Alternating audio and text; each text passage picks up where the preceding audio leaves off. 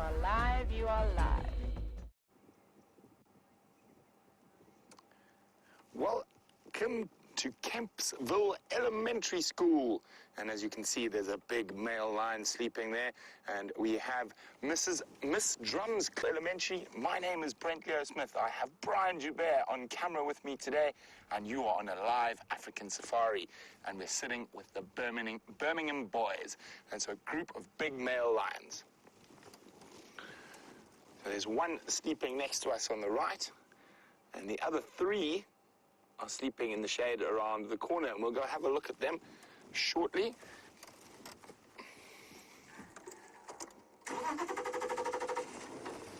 So there are 5 of these male lions who form a coalition.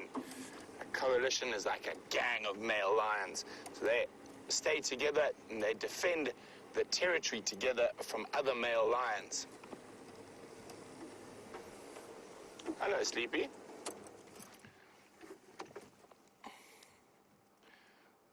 It's hot today, so it must be around 83 or 84 degrees Fahrenheit.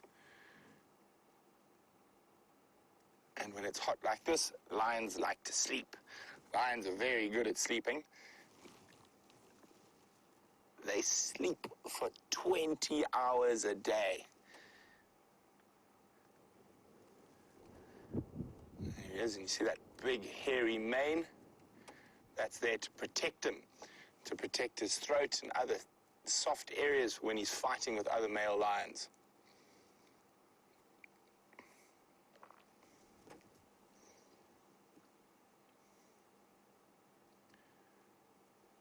These guys went on a marathon march. They must have walked about 10 miles last night.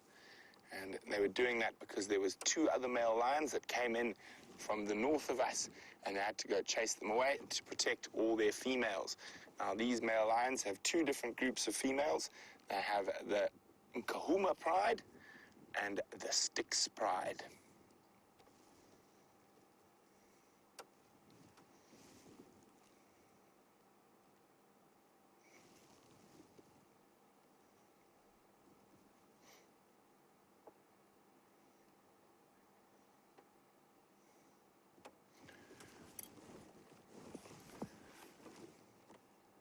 So let's go back and have a look at the other guy who's a little bit more in the open. We can get a bit closer to him.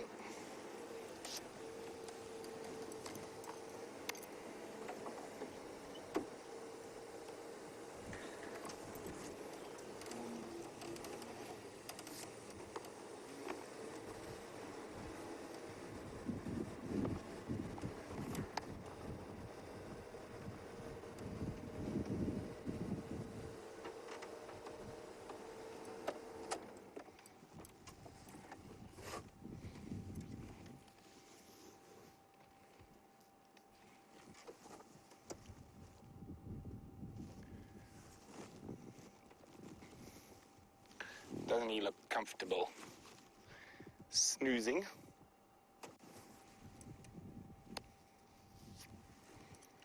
There's very few animals that can make a male lion move when he's snoozing like this. And the one is elephants. So elephants are the true king of the jungle, so to speak. Are bigger, stronger, and can chase the lions. The only other thing is if a potential prey species happened to stumble in them, like a big herd of buffalo happened to walk into the area where they were sleeping, they might try to catch one.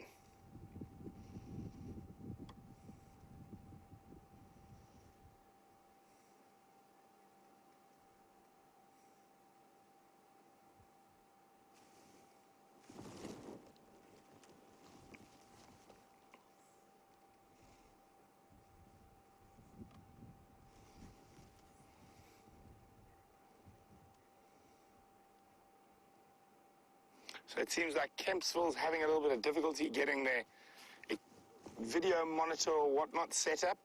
So we just looked at another lion over there, and Paul is wondering if it's mange on its belly. And I don't think it's mange, Paul. It looks maybe like a fungal infection.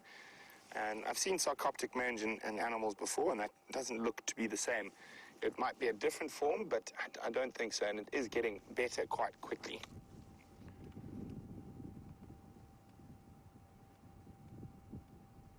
If we have a look at his schnoz, you can see lots of little scars. Oh, look, he's falling asleep.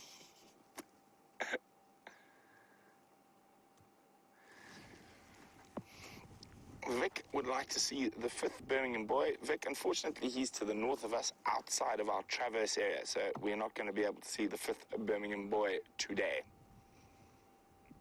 You can see all the little snicks and scratches and scars on his schnoz.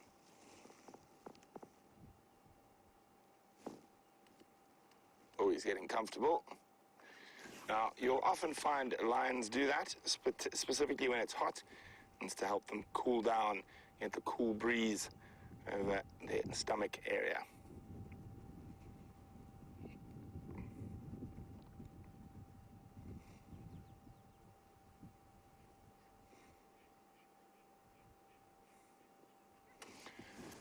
So I'm hoping that these lions get up and are moving later on. And while we wait in anticipation for these lions to do something interesting, let's go across to Sam so he can bid you a fine afternoon.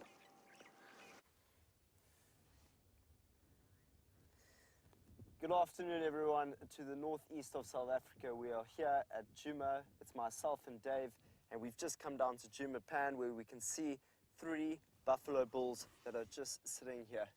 You can see that the dam is slowly drying up as the winter season begins to come closer, and we know in the winter season we don't have as much rain as we should have had in the summer season. So we can see here these 3 buffalo bulls, old Duggar boys, are sitting here taking in as much of the grass as they can on this very, very hot day. And we know the lions are about. Brent is with the lions. I think he's with one of the Birmingham males, which is just around 300 meters or 400 meters. Actually, no, let's make that 600 meters to the west of us. So there's any chance this evening that we might be able to see lions on buffalo this evening. Anything can happen, as we know, in the bush. This is a live safari, so if you have any questions today, please hashtag SafariLIVE on Twitter and questions at wildearth.tv for email. So we'd love to hear what you want to see today, what you've enjoyed on your Earth Day. I would love to see some of your pictures from your plants. Send them to us, and we would love to have a look at them. We've done some things in our camp, which we'll be showing you a bit later in terms of Earth Day and what we've been trying to do. But let's have a look at these buffaloes. You can see that they've got quite a lot of mud on top of them. Wow, so they've been inside that mud, and it's been really, really hot today. I think it went up to about 34 degrees Celsius a bit earlier, and you can imagine all these animals have been coming towards the watering hole and trying to get as much mud on them as possible to cool themselves down. But we know through the winter season that a number of animals are going to be coming down to this watering hole. So the competition's going to get big, aggression is going to build, predators are going to make their way down here. Excitement for WildEarth is going to be on new levels. So the winter season coming is going to bring a lot of joy to the bushveld and also a lot of pain.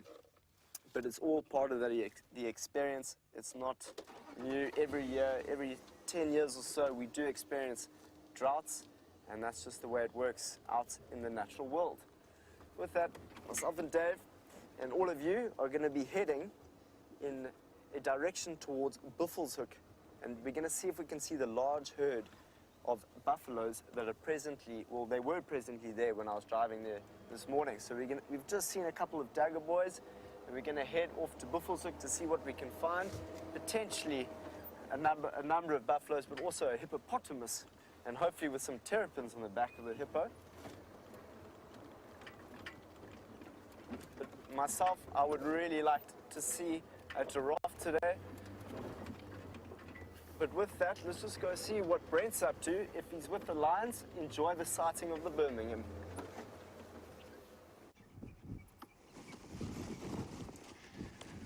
So, even though a big male lion is something quite impressive and stands out, if we just move a little bit further back like we've done now, and we have a look, see there, imagine you were just walking down the road and weren't paying attention too much. You would barely spot him, even though he's lying relatively out in the open. There he is. So you can see how that coloration does. He maybe looks like a bit of a termite mound, a little small termite mound, maybe a log. He's about as active as a log at the moment.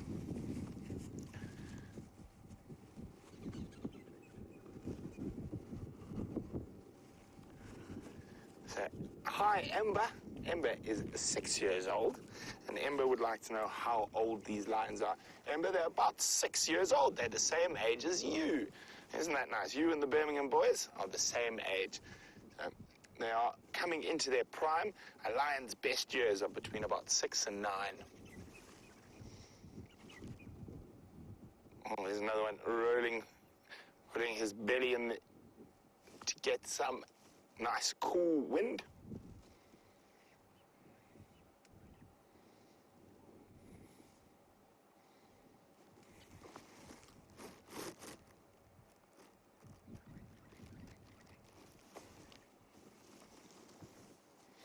So James Henry's old hat would like to know, well, if the Salati males didn't call, is it possible they could mate with the females and then just leave before the Birmingham boys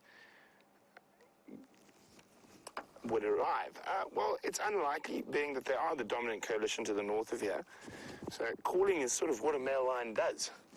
And he's programmed to advertise the fact that he is the boss. And they will call quite incessantly sometimes.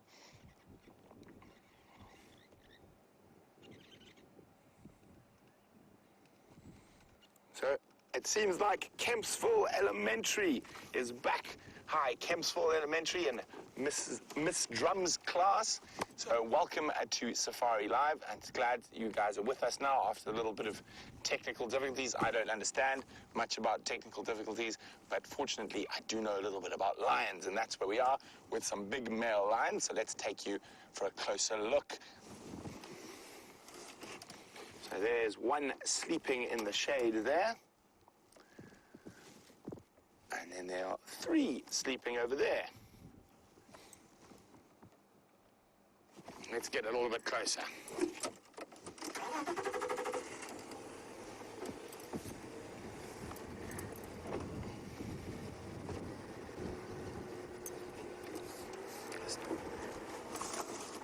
So these lions are our dominant male lion coalition. So this is our dominant group of lions, and they control the whole area that we traverse, or that we drive in. And they've got 2 different groups of girls, the Inkahuma Pride and the Styx Pride. Hello, big boy.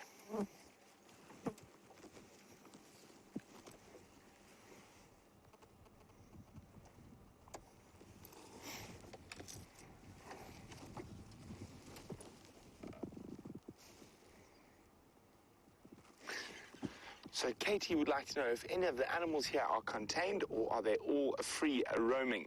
Katie, they are free roaming. We are part of a 9 million acre open system that is just for animals.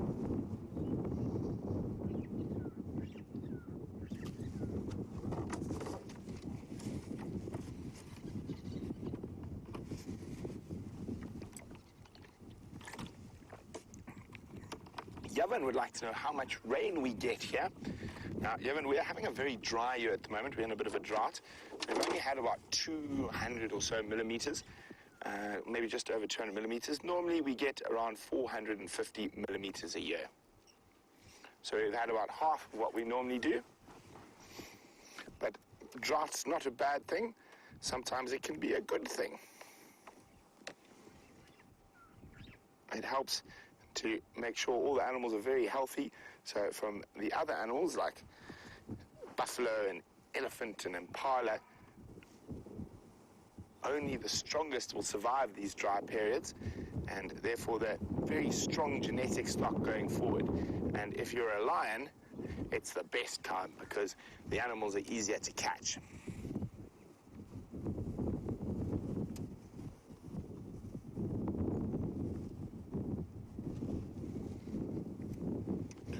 Braden would like to know some of the animals make their habitat in the water. They do, but definitely not these guys. So we have hippos that live in the water, and crocodiles also live in the water.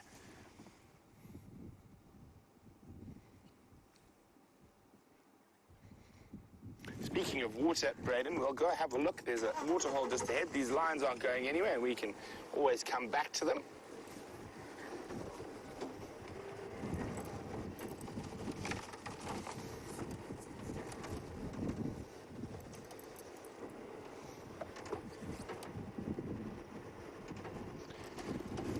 So Chase would like to know, what are the temperatures at this time of the year?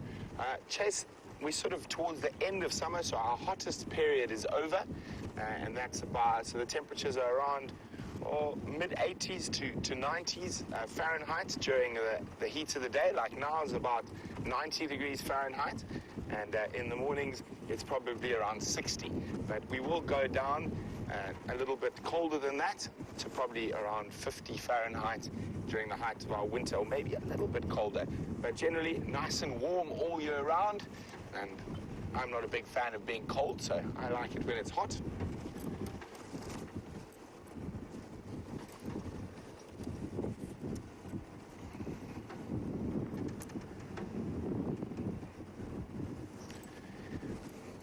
Yasmin would like to know, do we rescue or nurse any of the baby animals? No, we don't, Yasmin. This is a wild area.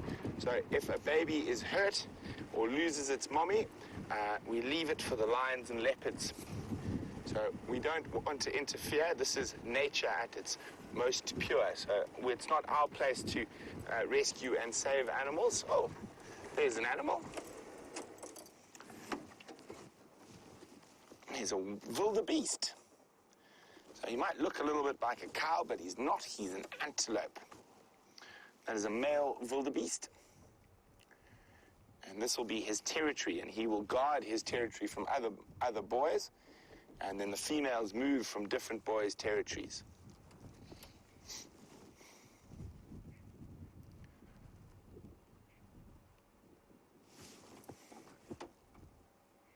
Clever wildebeest walking away from the lions.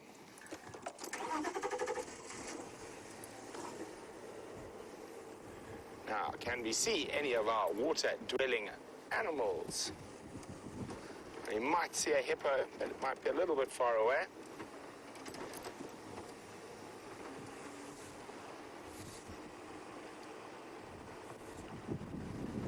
So there's the waterhole down there, but I can't see anything in it. So why don't we go across to Sam, who's at a different waterhole.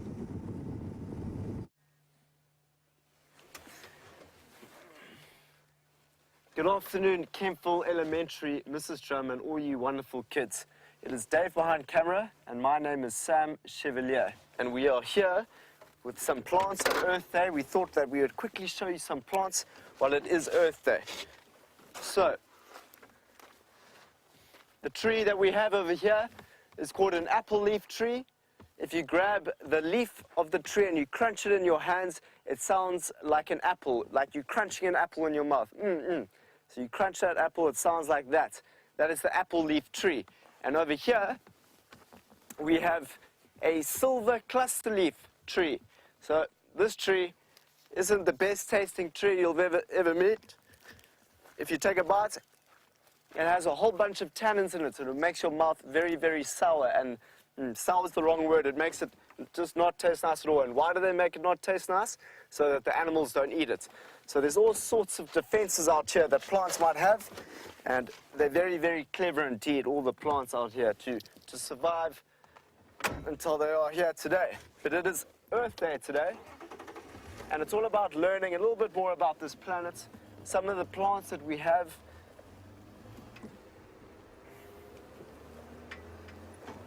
Memphis is asking, what kind of trees are there here? Memphis, there are a number of different trees. You get roundleaf ticks, you get bush willows, you get big brown ivories, which like to grow on the termite mounds. And if you know what a termite mound is, a type of, almost looks like an ant, but it likes to eat wood and bark. And those trees like to grow on those termite mounds. You also have beautiful trees called balanites, which otherwise known as the torchwood. So it looks like it's been grown like flutes have been growing around the tree, which is actually where, here's one as we're coming up. This tree over here is a beautiful tree. It's on a termite mound, as you can see. You'll find a number of trees on termite mounds, and this seems to be a jackalberry, if I'm mistaken. This is an incredible, incredible tree to come across in the bushveld. You'll often find a leopard lying in this tree with a kill. Zoe's asking me if the animals have ever hurt me whilst driving. You know what, Zoe, I've been okay so far. You have to be very, very careful out here because you do get big animals like the elephant and hippo. When you come across an elephant and a hippo, it's always important to be very, very careful and just be cautious. Keep your distance and view them from a distance. That's what you should do when you see the big animals, Zoe. But it is Earth Day today, and I think it's important that we understand our plants a little bit better. So I made a little thing over here where you can learn about creating your plants. It's Earth Day, so all you have to do is put your soil inside this plastic container. You can put your seed in here, and then you can make your own tree. So Kempville Elementary, see if you can take waste and put seeds inside there, and you can grow your own indigenous plants at your school where you are. So there's a number of different predators that you can see here, duck. I've seen a wild dog. Me and Dave, who's on camera at the moment, were sitting with wild dogs the other day, which are incredible predators to watch, as well as lions, as you saw a bit earlier with Brent, and you also get the infamous leopard that likes to sit in the trees, store predators, very secretive predator that we get out here in the bush. But those are our main ones. We also get the cheetah, but the cheetah really likes the big open areas, and it's very difficult to see them unless you are very quiet and you look for them through the open areas and you walk slowly but surely. So those are some of our main predators that we get out here in the bushveld. What are the main predators that you get there? I'd love to know.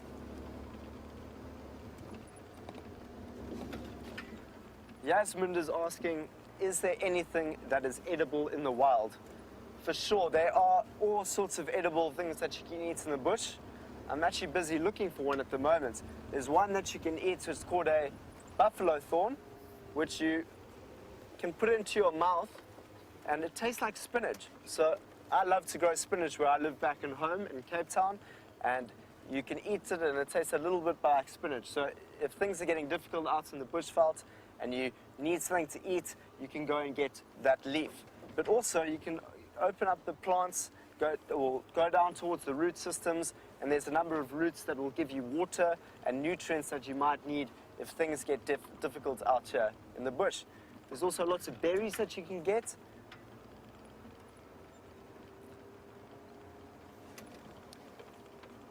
What's really, really important is that if you do go try some of your fruits and your berries and trying to taste some of the things out in your wilderness, go out with your parents, your mom and your dad, learn a little bit more about your ecology before you just put things in your mouth. Very, very important, because sometimes you might eat something that is toxic, and if you eat something toxic, you might get very sick. So please be careful, but enjoy those wonderful tasting fruits and berries. So the road now, is this where we find a cheetah? So we're going to try and find it. Rebecca, please can you go back with that question?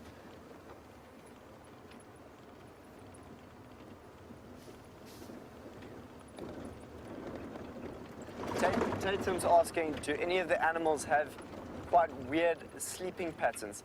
Yes, many animals have very, very weird sleeping patterns, such like the giraffe. I've never really seen a giraffe sleep. You're very lucky if you get to see that. Elephants, they feed for over 22 hours a day, so they maybe sleep for just 2 hours in a day, and they will most of the time stand up and sleep. If you are incredibly lucky, you'll get to see a whole bunch of elephants lying down and sleeping. So I haven't seen that before, but hopefully one day I'll get the privilege of looking at sleeping elephants. Wow.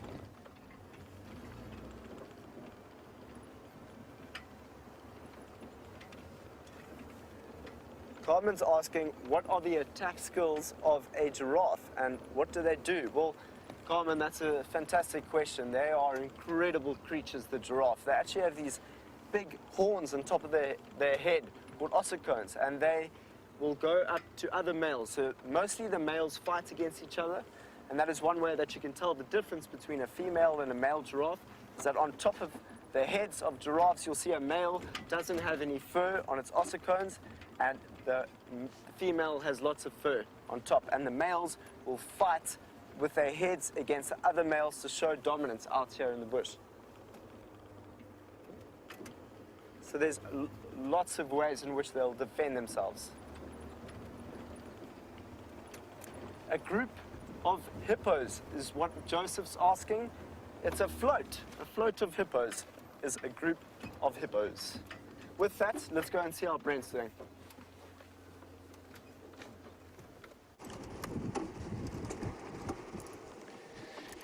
Welcome, welcome. Now, we've left those lines because they're just snoozing. We can go there a bit later if you would like. But we thought we'd show you some of the other animals we get out here. And there is a magnificent kudu bull. So it's a big male kudu. And he's standing in the shade because it's hot. And you can see those big horns. Now, in America, you guys have deer. And a deer is different from an antelope. Now, an antelope, his horns don't fall off. So his horns are stuck there for his whole life, and if it breaks, they don't grow back. Whereas a deer,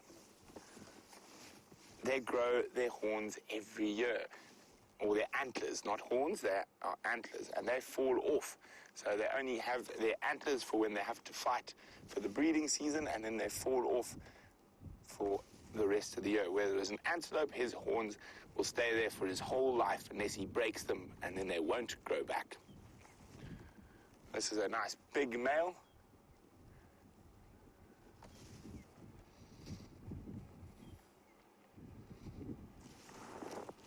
So Grayson's wondering how I got this job and what kind of education did I need for that. So we're going to keep moving past the kudu. I'm hoping we can find you an elephant before the end of safari because they're so big and wonderful. So Grayson, I'm very lucky I got this job because I've grown up in the African bush. So I've been living in the bush since I was younger than you, and my family have been in the safari industry for a long time. And my education is I went to high school, and after high school, my education has been from all the different people I've learned from. So my education started when I was your age, spending time with lots of guides and trackers and going out into the bush every day was my education for being able to do this job. And I'm very lucky because I do what I love, and I live in the middle of the African bush, and I couldn't think of a better place to live.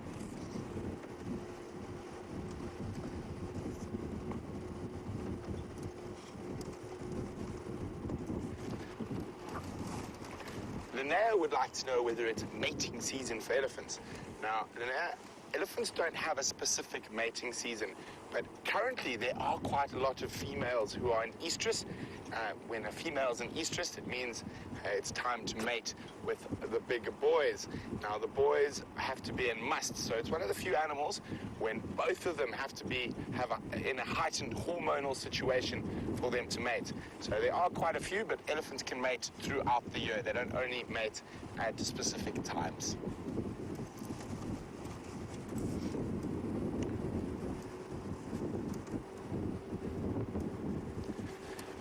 Memphis would like to know if I've seen tigers. Memphis, I haven't been lucky enough to see tigers yet, but it is one of the animals on my list. But of course, tigers don't live in Africa. They live in Asia and India, and they live all the way to even in Russia. So I will hopefully one day get to see a tiger in the wild, but I haven't seen one yet.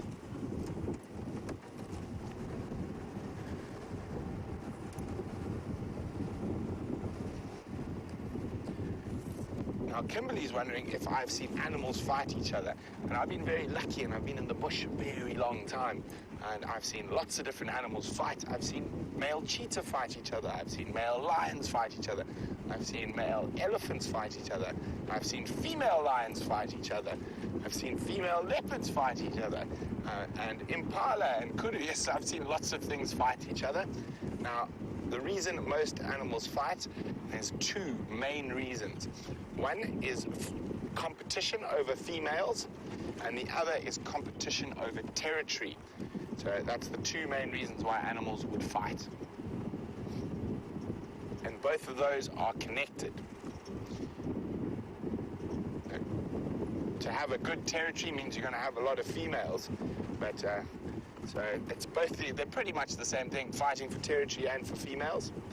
But in certain cases, females will also fight, and that's only really true with the predators, and females will fight each other for territory, and that's for a safe area to bring up their cubs or pups.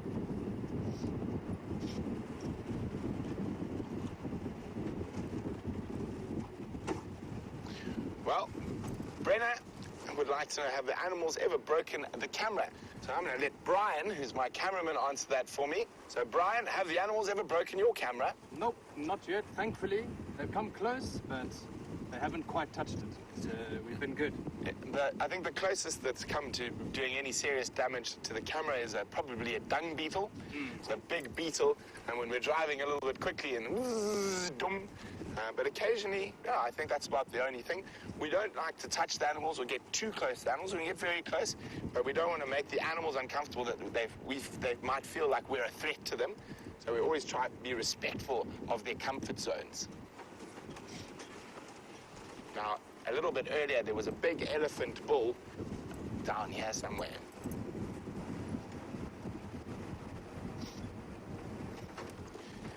So Joseph is wondering what plants are dangerous. I'll see if I can find one for you, Joseph. Now, this is a very important thing to you guys. If you do go out into the wild in America to your parks and stuff, don't just eat any berry, because you could get very sick from eating the wrong type of berry. But we have a few dangerous plants here, and some of them are just dangerous because they hurt, like this acacia tree here. So you can imagine if you stand on one of those thorns, sometimes they're strong enough to go through your shoe. And big thorns of an acacia. But then other plants are dangerous if you eat them. Now, we've got certain plants that have a white, milky latex in them that are very, very poisonous, but you can use them as well. So traditionally, a lot of some of the poisonous plants are used as medicine. So Tambuerti tree, I'll try to find one for you guys, but we're a bit far from the river. They normally grow near the river.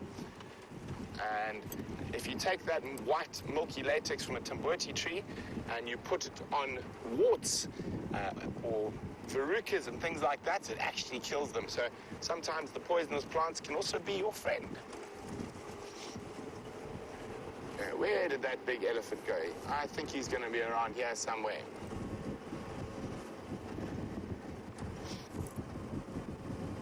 Now, Kendall would like to know, what do I use for protection when I'm out and about? Kendall, I use my brain. That's the best form of protection. We don't carry any firearms or anything. And even if I'm walking through the bush, I still don't carry a firearm.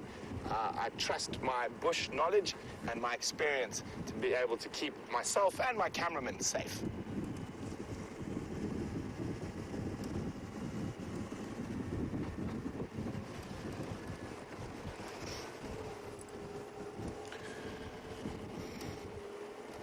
So Havan would like to know, how tall does a giraffe grow?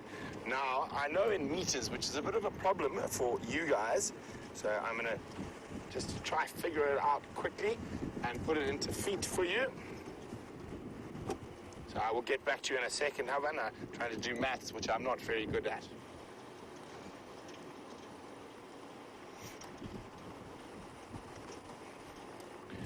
So there was that elephant bull, a big hairy bull I saw when I was on the way from my house to collect the car, and he was standing right here.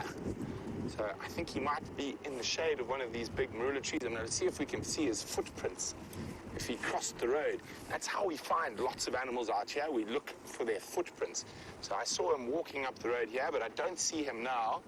So let's see if we can find his footprints and then follow his footprints to there. So I don't see any footprints here.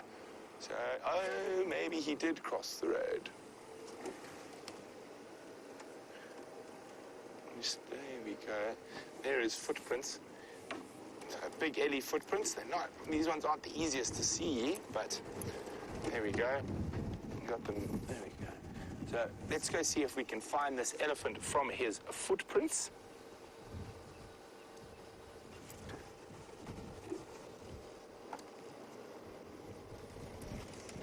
So Havan, the tallest a giraffe can get is about 19 feet long. So it is the tallest living land mammal, or animal, in fact. And the second tallest is probably an elephant. So hopefully he hasn't gone too far. So you spot him yet, Brian? Not yet. So Chance is wondering how fast cheetahs are. They're very fast, Chance. They're the fastest land mammal. They get up to about 120 kilometers an hour, which I think is 60 miles an hour, more or less. But they have incredible acceleration. They can go from 0 to about 50 miles an hour in just a few short seconds. Okay, we're on the hunt. We're following the elephant's footprints to see if it leads us to the elephant. So those lions we saw earlier, that's how we found them. We followed their footprints till we found them.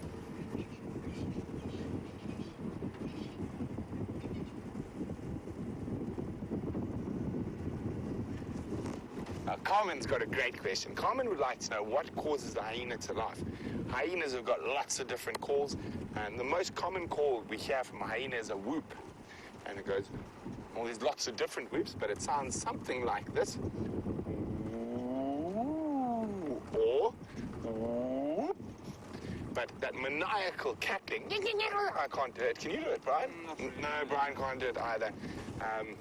But that hyena laughing, it's excitement, so generally danger, or food, or excitement. It's when they're very excited, whether they're scared or angry, that causes them to make those very high-pitched, sort of high-pitched giggles is the best way to describe them.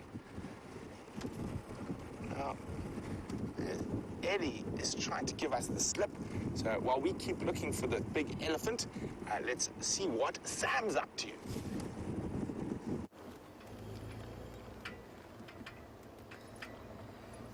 Grayson wants to know what you should study in order to become a guide out here in the bush. You know, Grayson, to be honest, follow exactly what you feel is, you know, in terms of you find interesting. What do you find interesting when you're studying at school? Is it geography? Is it biology?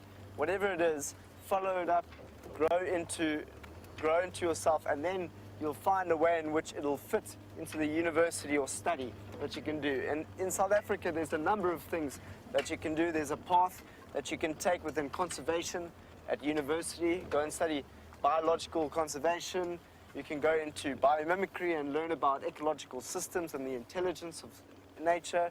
You can go into eco-training here in South Africa and for Gaza, which are registered programs where you can learn about bush knowledge out here in the African savannah. So it's all dependent, Grayson, on kind of what you really enjoy out of life, what gives you that kick, and follow that dream of yours, and then allow it to connect to the bush, allow it to make its value here. So for me, it's very different to some other people. Hanson is asking if I have been bitten by anything. Hanson, thankfully I have not been bitten by anything, but I have been bitten by a thorn. So a very big thorn, which I believe you would have seen with your Brent, which is called the acacia thorn. It's very, very, very, very sharp. Oh my word, Brent's got warthogs. Let's go and see what he's doing.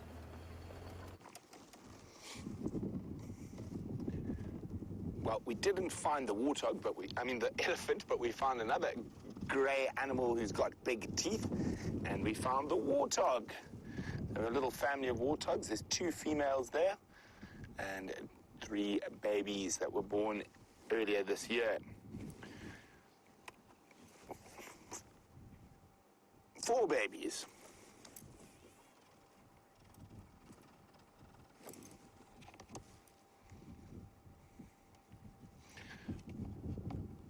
Mrs. Drum would like to know whether we have a cell phone with us, and does it work, and what happens if we get a flat tire.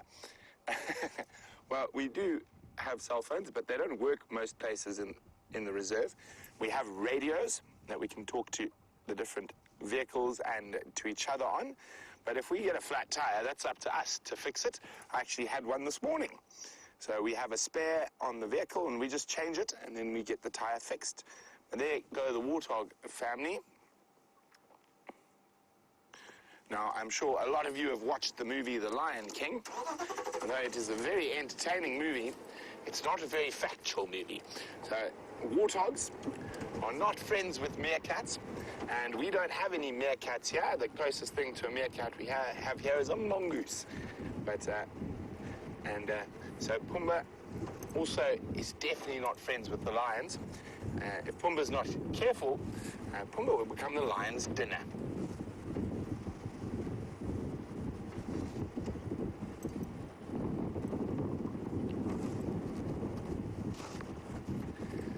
So Yasmin would like to know if I've ever been in quicksand. Well, Yasmin, I've been stuck quite a few times in mud, and what you can call similar to quicksand. There's no such thing as real proper quicksand that you'll sink into and not be able to get out of. Those are only in Indiana Jones movies, I think. Ooh, you got attacked by a stick. But we do get stuck in the mud and in sand from time to time. But I've never been in a sort of muddy or sandy thing that I think I'm going to disappear under it. The closest thing to that is in the Makgadikgadi salt pans in Botswana. And there, you can sink a car, but you yourself will be able to, you're not as heavy, get out of it.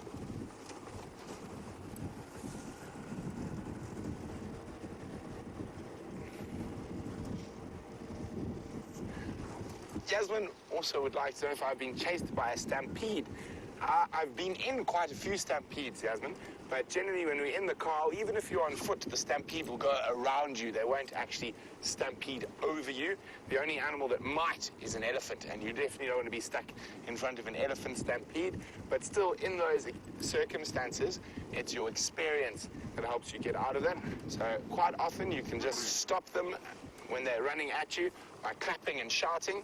But most important thing you must do is never ever run away. If you run, the animal will chase you. So you have to try to be brave and stand or even run towards the animal if it's coming at you.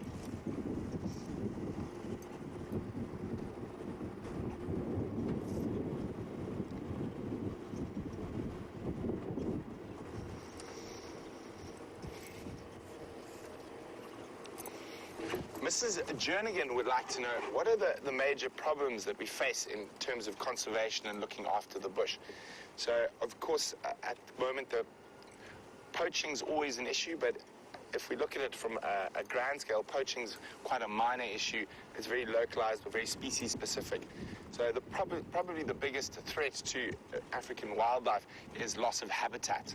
So a lot of these animals need big areas to live in, and the way the human race is expanding and eating up resources is probably the biggest issue when it comes to wildlife.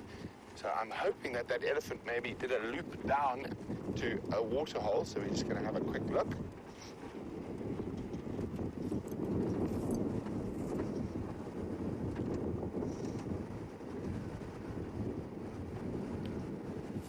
Chance would like to know, what is the most dangerous animal in South Africa?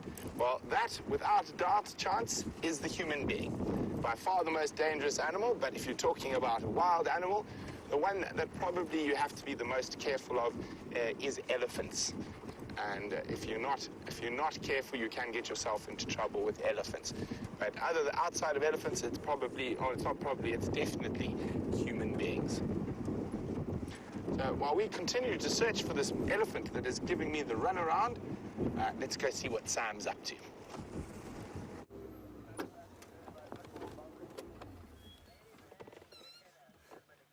You have just been talking about what animals are scary to see.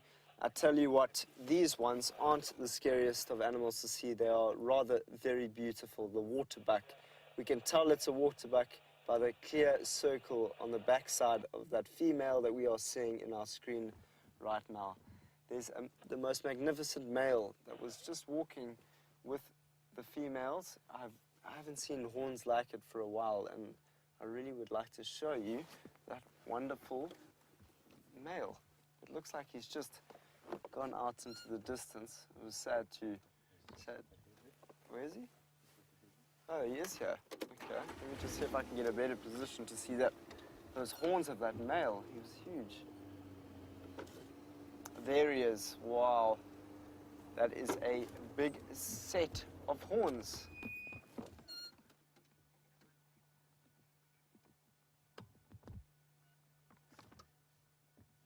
Wow, those are really, really big horns. And those horns will look after this big male to protect it from the other males and actually display dominance. So the reason why he's here with these females is because he is the strongest male out of the other males that are around the area. So he's looking after his harem of females as he grazes here. And those horns are very big indeed. And you'll see there's a big difference between these horns and the ones of the kudu and the inyala, which hopefully we'll get to see a little bit later.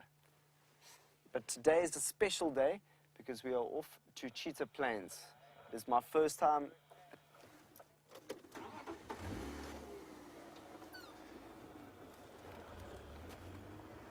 So there's around 52 million people that live in Southern Africa. I myself live in Cape Town. Dave the cameraman, where do you live? Johannesburg. So I live in the very, very, very south of South Africa, right by the coast at a beach called Hout Bay. That is where I grew up and had a good time. And David, the cameraman, was from Johannesburg, which is about 6 hours from where we are. We are in the north part of Southern Africa. So that is where we are from.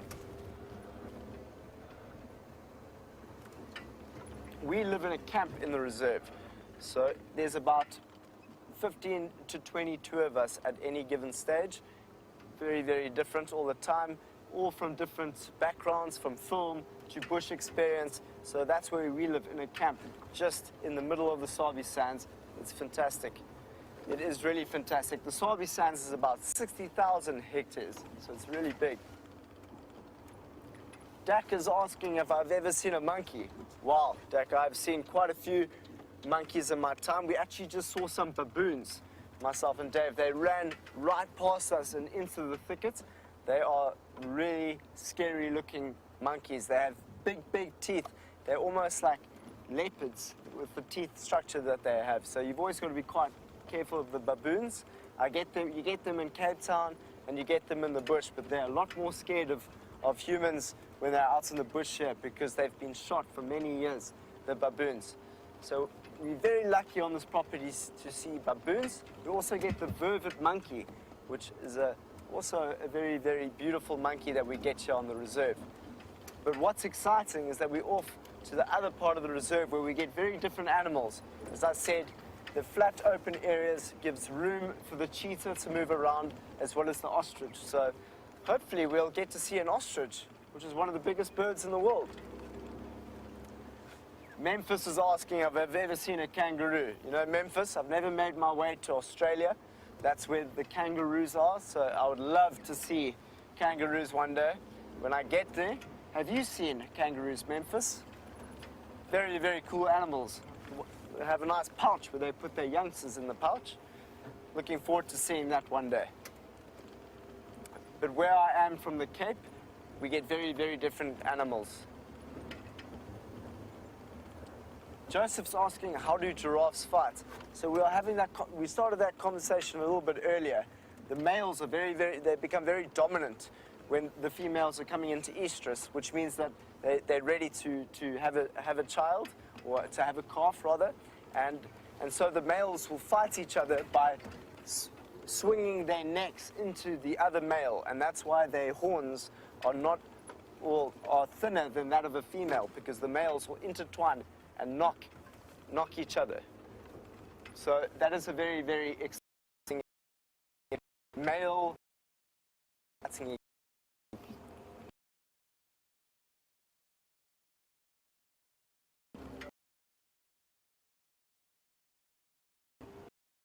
Is asking, what are the trees that the giraffe likes to eat from?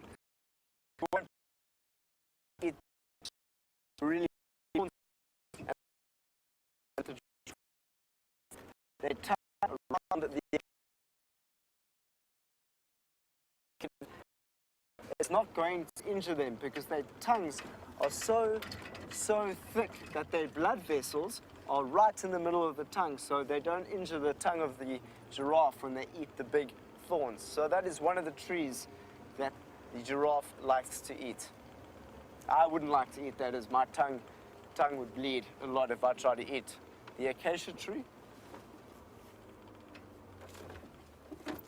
But there's a number of different trees that they like to eat out here. And as I said, different trees. Oh, just checking. Are there any cars? You've always got to look left and right when you come to another road. Sure, your parents have taught you that. Oh, you're at America, so it's right to left, not left to right.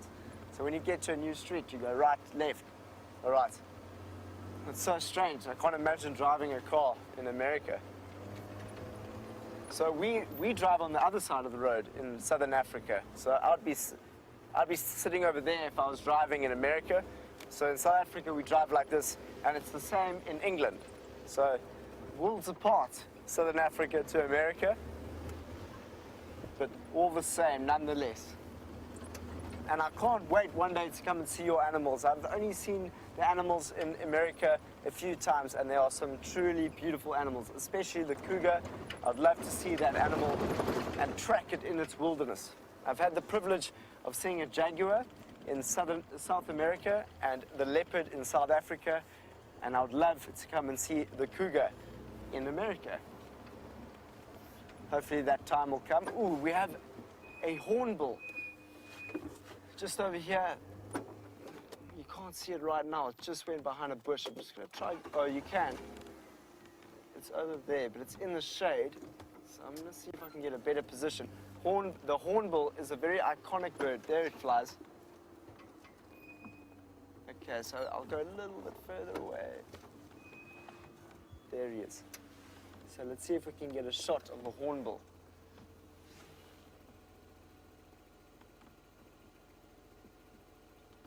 Ooh, there he is. It is a yellow-billed hornbill. In the middle of your screen, you'll just catch him over there. You get the yellow-billed and you get the red-billed hornbill. They look exactly the same, but the bills are very, very different. Oh, beautiful. I'm so glad we got to see that hornbill. It's a very iconic bird in Southern Africa. And they have a very interesting relationship with mongoose. Guys, I would love to visit you. I would love to come visit you. We can go and look for all the little plants and froggies and all the little different stuff that you get in America. I would love to come and see that. But it's been fantastic talking about all these different things, but there's an elephant. So let's go and see how that elephant is.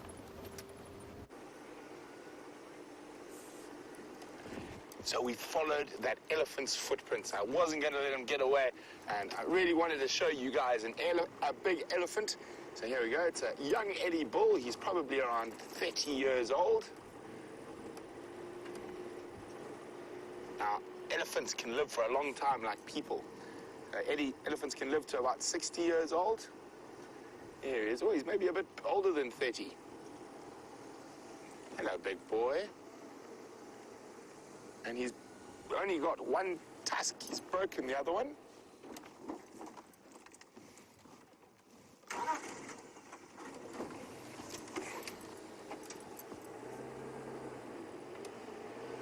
just going to try and get ahead of him so we can have a look at him. Hello, big man.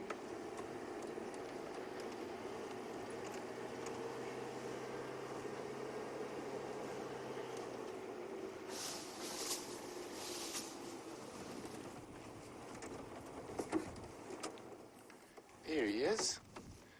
Nice elephant bull.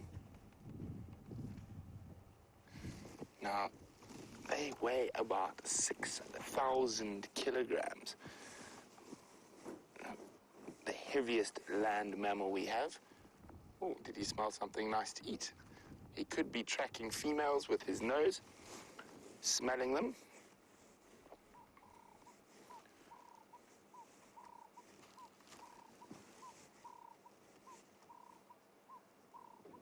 So they can, there we go, they weigh over 12,000 pounds. Massive animal. So he weighs far more than the car I'm driving. And they can get up to 13 foot tall. Isn't that big? So only the giraffe at about 19 feet is bigger than him. This guy doesn't look too relaxed, so we're not going to go too close to him, but we will still keep following him for a little bit.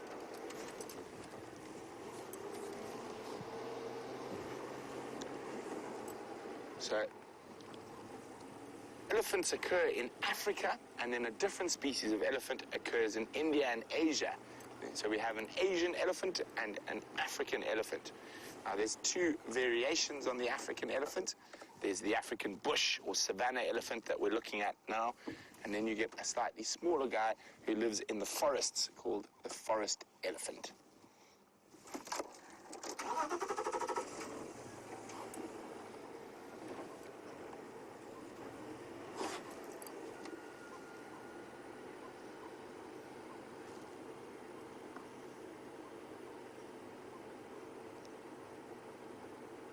So and a big elephant like that can eat around 250 kgs. So what's that? It's about 800 pounds, 900 pounds of food in a day, and drink about 20 gallons of water.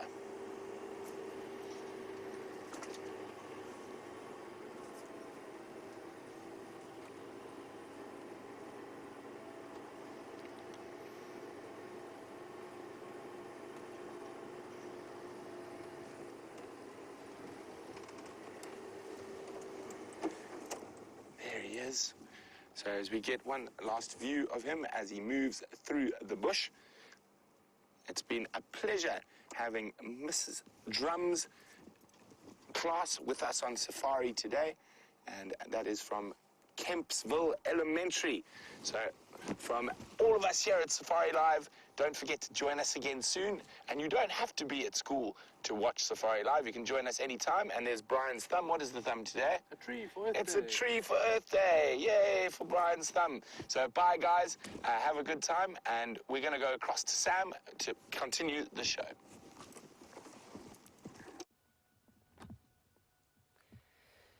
So we've sat with a community spider nest before, but here we have another one, and it's so great when you see a community spider nest in the sunlight like this, and it's almost like a big painting that's been painted, because there's a number of different things that's happening in this nest. And it seems to be an old nest, because I can't see any of the spiders here this afternoon, but what we can see is a number of different species that have been caught in it over time. So let's have a look and see what we can find.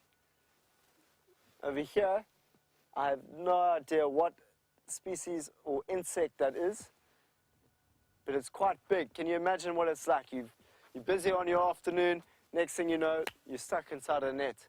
Not the coolest thing you can have on your Friday afternoon. We've got some flies inside there. Wow, there really is a ridiculous amount of different animals in here. And there's another one just above it. There's a big fly that's been caught in here. So it's incredible to learn a little bit more about how these nests are so powerful in collecting all the different things out here in the bush. And at the same time, I also collected a little bit of spinach from the bush. We spoke about some of the plants that might be able to nourish you in the bushveld when things get a little bit tough. So what I'm eating here is buffalo thorn, and it turns into a spinach. And you can just crush it like this, and you can put it in your mouth, and it becomes a nice tasting spinach. So it's Earth Day today. How many plants have you planted in your seedling trays? What have you done? Have you planted an indigenous tree to your local specific area? Or yet again, have you just spent some time in the natural world? It doesn't matter if you didn't do anything, no problem. Every single day is Earth Day. The point is that we are continuing and fostering our growth and time in the natural world, as it is important for us to have direct experiences with the natural world in order to love it. It's been a great afternoon with the kids.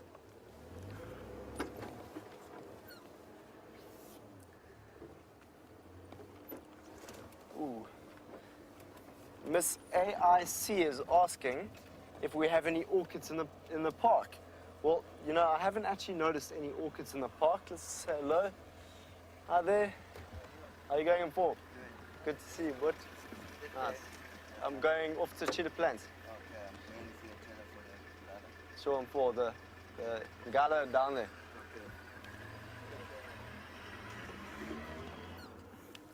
Totally forgot about what I was talking about. Do you know what I was talking about, Dave? We were talking about orchids. Anyway, that was quite awkward, not forgetting the orchid. But the orchid that we get here is actually the leopard orchid, and I haven't seen it yet. It's an epiphyte, which means it'll grow on a tree. It's absolutely beautiful. I used to see it when I was at Londolozi, just to the south of us. If you want to have a look at it, you can Google it and take a picture, and you can send it, tweet it, hashtag SafariLIVE, show everyone how beautiful the leopard orchid is that we get here. Otherwise, just stay online every afternoon, and hopefully one day we come across a leopard orchid. But I'm very, very excited this afternoon, as I've never been to Cheetah Plains. So I've only been working with WildEarth for the last 2 weeks, and I've had to learn the reserve, get to know it a little bit better, and now I'm getting the opportunity to go and explore new traverse. That means new landscapes, that means new types of trees, new types of birds, new types of animals, which is just exciting. I love to be an explorer, and to see something for the first time invigorates me. It gives me such energy that I cannot describe.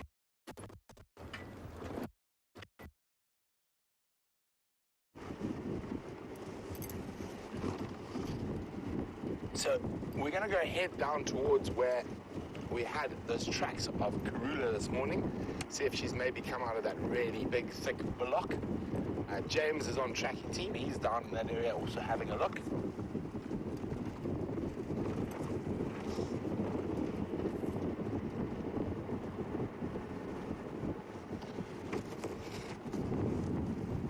So, hello, Glenda. Kim, welcome to SafariLIVE. Glenda is wondering, what is this show all about? Well, Glenda, it's about the African bush. We are in a private game reserve called the Sabi Sand. More specifically, we are on Djuma Private Game Reserve. So we are out observing nature live. So it is unscripted, raw and real. So whatever you see here is 100% authentic and natural. So we don't have the chance to edit all the best scenes of lions jumping on buffalo and leopards chasing impala. So we're actually out live every day in search of all these wonderful creatures that live here.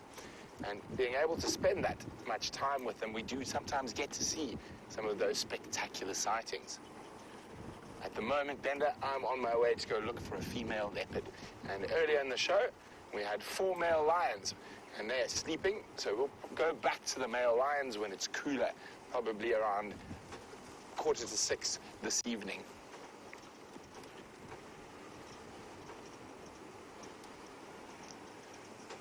So because it's been quite hot today, it's about 90 Fahrenheit.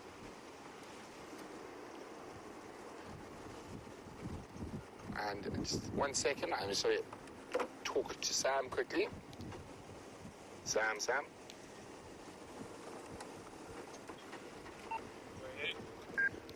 Sam, on these radios, it's channel 2.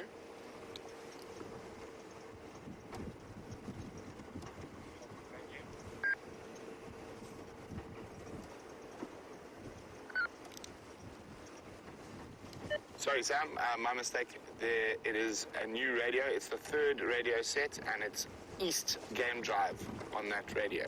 Sorry, that's just helping Sam. We've just had a whole bunch of new radios put in to improve our communications.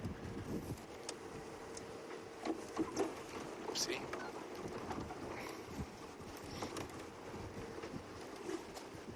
Okay, so we're just checking all the water holes. Being hot, so sometimes we might find a nice herd of ellies, or even one of the cats coming for a drink. But unfortunately, nothing here right now at the Treehouse Waterhole.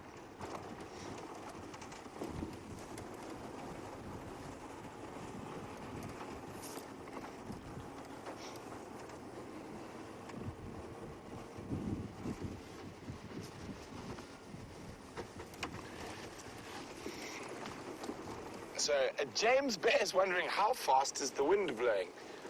Well, not very fast, probably not even 2 or 3 miles an hour. You can just see a gentle breeze, not even a stiff breeze. Very nice and pleasant, keeps us a little bit cool. And also helps keep some of the insects at bay.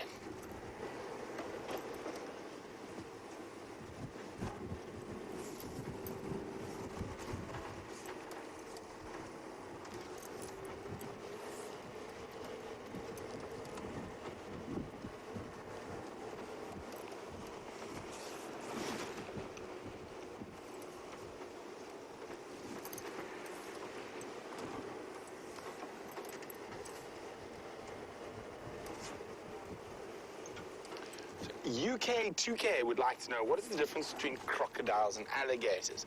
Well, the main difference is on those knobbly things you see on their back and on their nose. In crocodiles, it's actually bone, whereas alligators, it is cartilage. Also, crocodiles get quite a lot bigger than alligators, and the largest recorded crocodile is over 6 meters, which is around 19 feet. No, it can't be long. No, longer than that. I can't remember now. I think around probably 22, 23 feet is the longest crocodile. And alligators, I think, is a bit smaller. They also get quite a bit bigger and heavier, and they are more aggressive and more likely to eat human beings. So they are a crocodilian, so they do share a common ancestor. And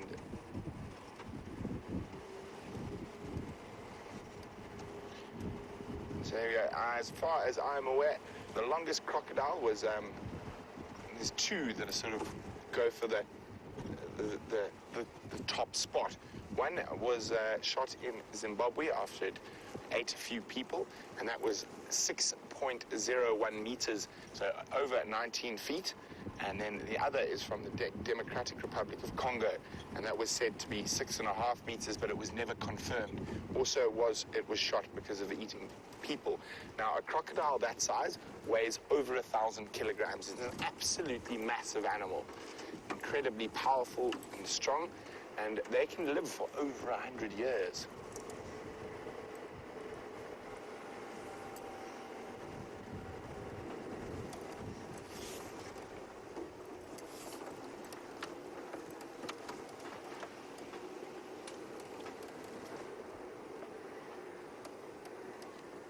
So we're heading down towards the Mawati River system, where I had tracks of Karula this morning, and hopefully she has come out of that very big block she was in.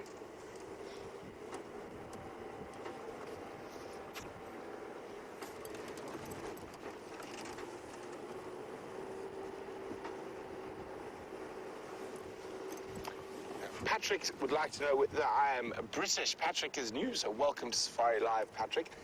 Patrick, I am African, born and bred. My family has been in Africa since 1820. I am of British descent, though. Well, British and Italian descent. But yeah, so we've been here since 1820. I have no firm ties to Queen and country. I'm very much an African through and through.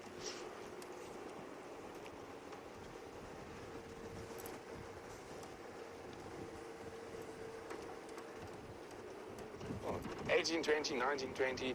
So in 2020, my family would have been in Africa for 300 years. So a long time away from Queen and country.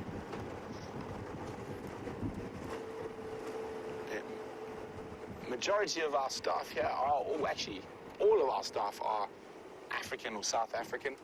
I think the only one who's a bit confused would be Rebecca. I think she's African and Danish, if I remember correctly.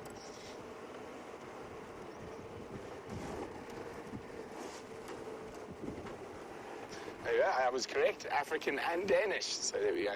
But Brian, South African.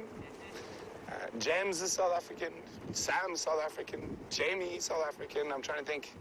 Oh yes, we do have one. We have a Russian.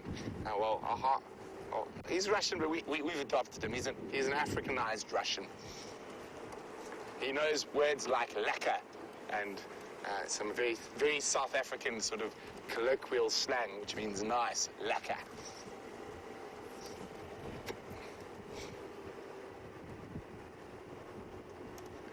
I'll see if no one's driven over the tracks from this morning. I'll show you exactly where we spotted Karula's track for the first time.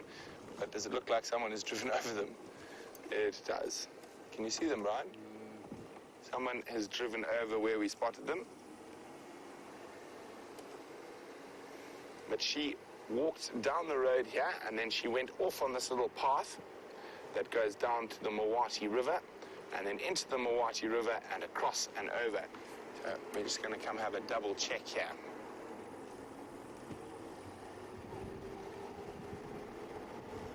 Now, when I say river is quite a strong word for the Mawati. It's a little dry riverbed or creek bed, and what we normally refer to them out here in the bushes as drainage lines. So they're not really rivers, they don't flow constantly, and they don't flow very often at all. And if they do, it's generally for a very short time after a very heavy rain. But the South African colloquialism for that is a donga. So let's go look in the donga.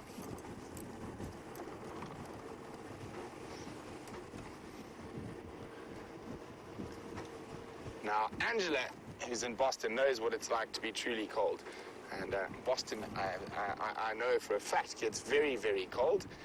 And Angela says, she keeps hearing us saying we're going into winter season. What does winter mean for us? How cold does it get? Well, I think the coldest we got last year was 7 degrees Celsius. And that was in the very early morning. It occasionally gets to 0 Celsius, which is, I think, 32 Fahrenheit. But that's about as cold as it gets. I think I've seen the frost in the Sabi Sands once. And during the day, it'll get up to, even up to easily 80 in the winter months. So you can get 75, 80 degrees Fahrenheit during the day, which is cold. We get cold. We have to wear lots of clothes. Also, being out in an open vehicle, there's a wind chill factor. But it is never truly cold, let's put it that way. I think the coldest I've ever been in my life was in Chicago. I think that definitely takes the cake. That was very cold. I sort of have horror flashbacks of the snow piled up against the door, couldn't even open it. And the snow is very pretty when I look at the pictures, but that's where I like to keep my snow, in the photograph, not near me. And I don't mind when the temperature goes well over 100, 110, that's okay. As long as it doesn't go down to 20 Fahrenheit, 10 Fahrenheit, that's just very, very cold. So this is the little river system I was talking about, very beautiful part of the reserve, wonderful big leadwoods, jackalberries and boer beans all around us.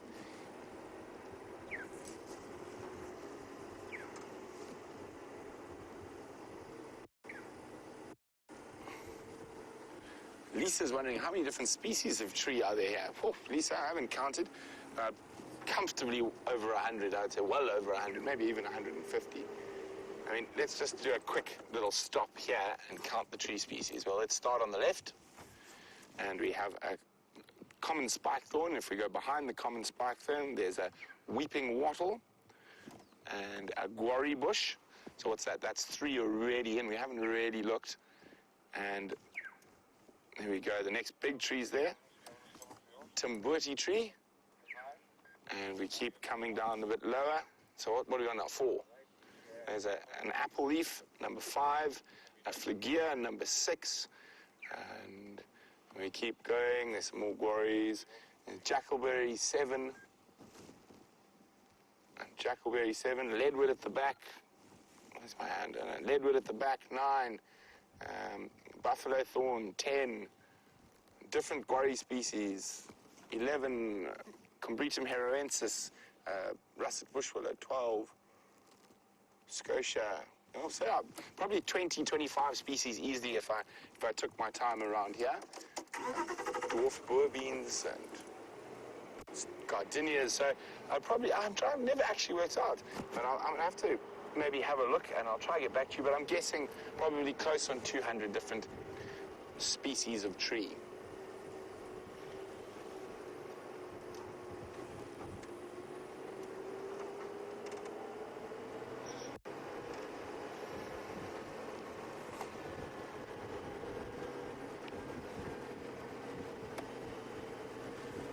Now this is where Queen Karula departed. And you can see my footprints following her tracks. See, this morning, there my footprints go off, up, and out on top of the hill there. So she went up that little animal path up there. James is checking from the other side. I just wanted to make sure maybe when it got a bit cooler that she didn't come down for a snooze in the riverbed.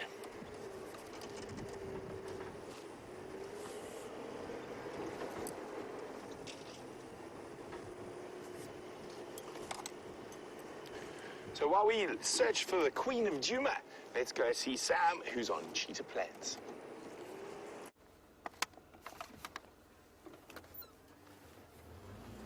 So, we are here in Cheetah Plains. This is my first time traversing this area, and I must say I'm already lost.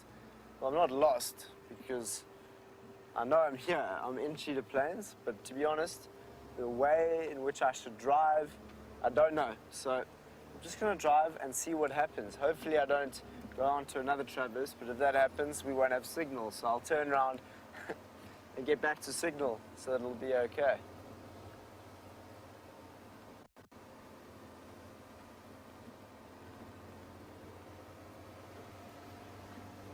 So Tim's asking, of course, you're going to get, it's different and you're going to get lost there. So, yes, you know, all the roads look pretty similar, but once you get used to the different, you know, the types of trees that are here and which ones are in what junction, then you can figure it out. But there's also a GPS, which is the last resort, but I've also got, on my book, where I have all my information, a map. A map which tells me where I am and all the different roads. So, sorry about that. It wasn't a very nice way to see that book, but that's the book that I use in case anything happens. But more importantly, we are driving through this area. We've got our first impala on Cheetah Plains. There he is. Hello, sir. We know that it's a male because of those prominent horns. And we are coming to the rutting season, which means that he is going to try and find himself a harem of females, unless he already has a harem of females.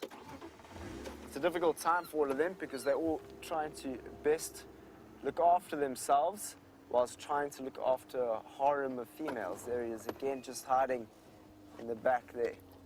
Now, an impala, in terms of Cheetah Plains, is quite interesting to see because we know that we often see a cheetah here, and that is an animal that I'm still to see here in the bush. I've seen a cheetah before. I've loved cheetahs. It's weird to see him. It's not weird to see an impala. It's just that it's different terrain. So when we get into the bush, you often have different types of areas, and impalas enjoy the open areas more than the thick bush. So I'm sure as we move into the open areas, we'll begin to see more of the impala that are around. But at the moment, we are seeing an impala that is much like an inyala or a kudu that likes to be secretive out here in the bush. So that's why I'm saying it's a little bit weird seeing him behind a thicket like that. But it was a great sighting of that big male impala. And guys, I'm sorry about my game comms. It's quite an interesting story. I've got about 3 different radios going on here. I've got one for the east, one for the west, and one for Djuma. So I'm just trying to navigate myself through all these things. And just while we're here, I mean, I might as well explain it now, because it's going to fall over and there's going to be mud everywhere. Here we go. That is the little product that I made on Earth Day. As you can see, it doesn't look very beautiful, but I'm going to call it Sammy Junior, the seedling, and I've planted some seeds inside there, and what this is made up of is a number of different materials. So there's plastic, and the reason why I made it in such a way is to upcycle. We use so much plastic in our everyday lives. How can we use waste and turn it into something else?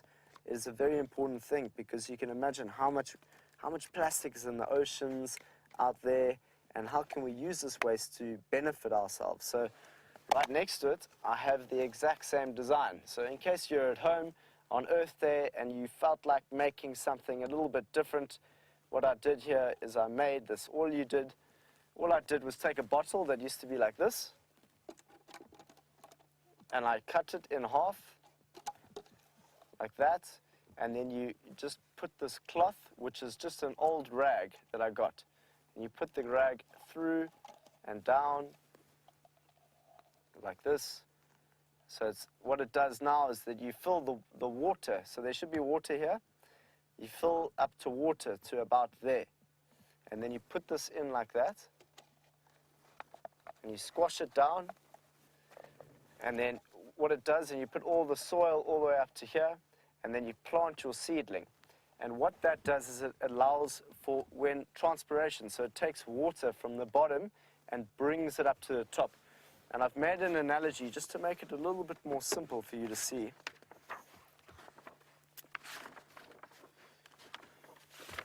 Here we go. So over here, I've made a representation drawing. So drawing is something that I enjoy, and you can tell that you can see that is the sun, the little sun that I made there, and this is a tree, and on the tree is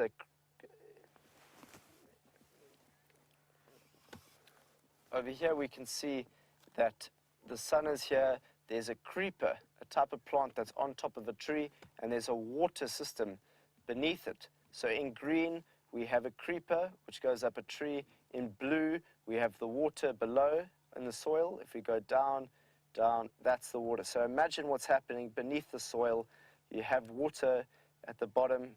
So what happens is a pressure difference, and creates negative feedback. So the hot temperatures at the top will pull the water all the way from the bottom and bring it all the way to the top here, to the very, very top where the birdie, which is over there, and the fruit is over there, and that is how it is made. That's how it kind of works. I hope that makes it a little bit better for you to understand the way in which water can go up into the soil. So I made another representation there. That was my little device that I constructed on Earth Day to try and show and just do something with old waste, taking waste and building it so that we can have seedlings. With that, what did you do on Earth Day? I would love to know what you guys all did for Earth Day today. It would be fantastic to find out. Did you plant anything? Did you go out for a walk and see some beautiful plants? Did you learn something new about something that you didn't know before?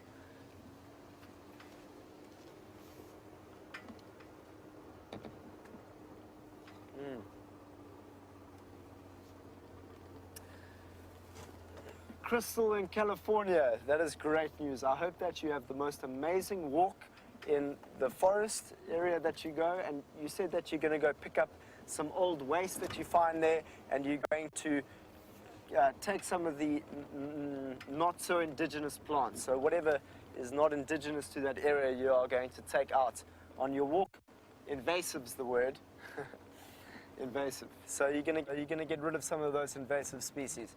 And why it's good to get rid of the invasive species is because it allows the species that were born to that area, the endemic. Endemic means the plants that grew in that habitat from whence we knew. And that will grow and it will help the indigenous birds that like to come to that area to come back. So, great, Crystal. Have a great time. I've done my little bit and now I'm quite keen to see if I can find an ostrich. An ostrich or a cheetah. Anything would be very, very cool. Because I haven't seen one of those yet. Have you seen one yet, Dave? No, I haven't. Yeah. See, me and Dave have had a fantastic few days. We've been able to see lions, we've seen leopard eating. Tingana was in the tree eating a young kudu. I couldn't believe it. It was one of the most fantastic sightings I've seen in my life. And then seeing those wild dogs chasing down a river, and it was not the river, like the drainage basin. It was unreal. So, if I track properly and I have a look around, there's any chance that we may be able to see these wonderful animals. And I know that they're called cheetah plains because of the big open areas. So I'm still not quite sure where those open areas are. So I'm sure we'll just pop out and next thing we know, we've got ostrich running on the open areas or a cheetah running after an ostrich. So that would be quite cool. But let's not have too many expectations.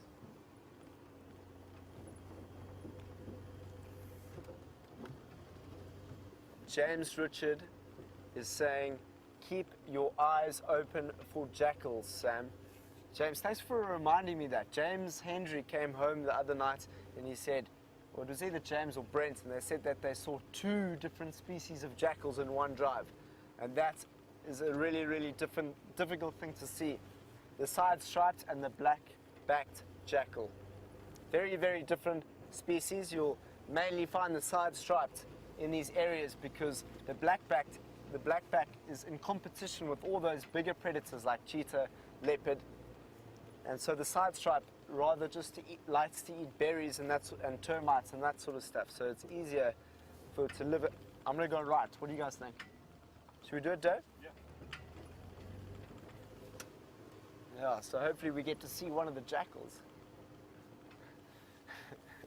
Rebecca's saying, I feel like that's straight. Well, you know what, Rebecca? It could just be straight. But I said it was right. Because it is the right way. Yeah, perception.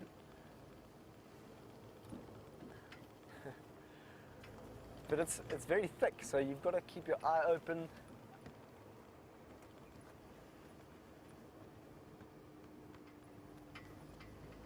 Barbara Good just had a question. Rebecca, please go ahead with that question again.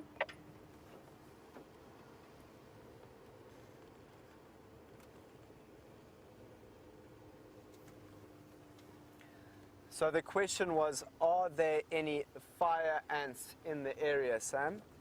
To be honest, I don't think so. I really don't think there are. I think that's mainly an American thing to have fire ants. But we'll have to find that out. I'll let you know. But I don't think we have fire ants. They're not very nice fire ants, apparently. They bite, is that correct?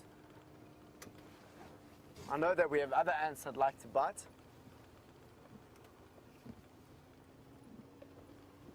So I'm looking for any kind of tracks, any.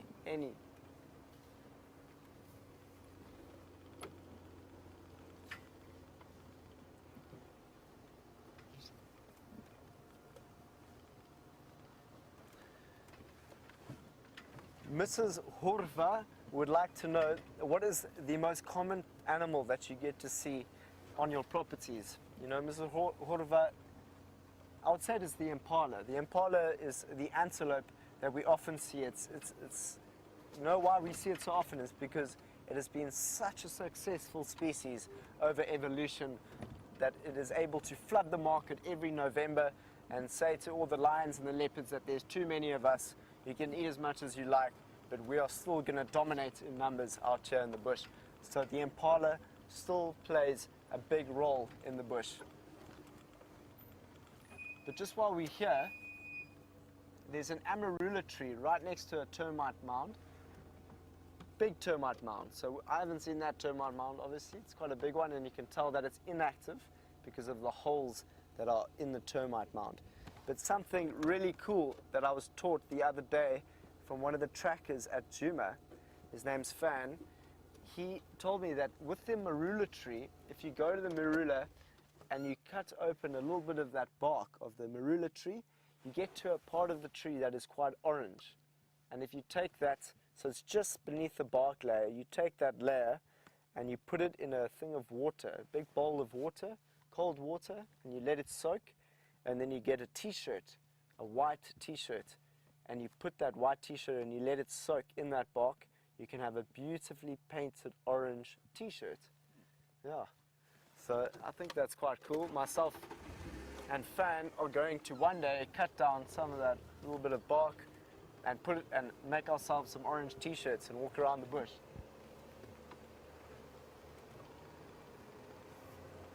Yeah, well, I don't know when these open areas are coming, but I've got a feeling it's going to be around the corner. What do you think, Dave? Dave reckons that we're going to see something like that around the corner. Big open areas.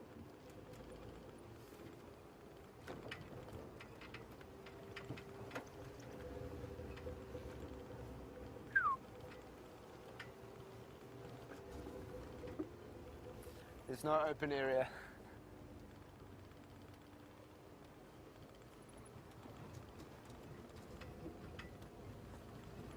Jackie from Georgia is asking, what type of seedlings would you grow? You know, Jackie, I normally with my twin and I, we used to grow seedlings, and we would mainly have spinach and all sorts of other ones, from tomato. So we really tried to make vegetable seedlings, and then we would go into different houses and communities and we'd put those into the gardens there. So I've mainly done that from that point of view. But you can also put flowers in there. You can put, Dave's giving me a nice left hand over there, saying probably don't turn right, you might be going in the wrong direction. But yeah, in those seedling trays you can really grow whatever you feel like growing. I mean, if you want to grow a wildflower, that's okay. You can grow it in your kitchen, and that's what's really exciting. If you take old products and you can build them in such a way that can make your kitchen look beautiful, go for it. You know, make your kitchens alive with some of the beauty of the natural world, so that when you wake up in the morning, you can smell the good freshness of the natural world while you have your coffee. But I would recommend that you put those seedlings close to the window where the sun will come through.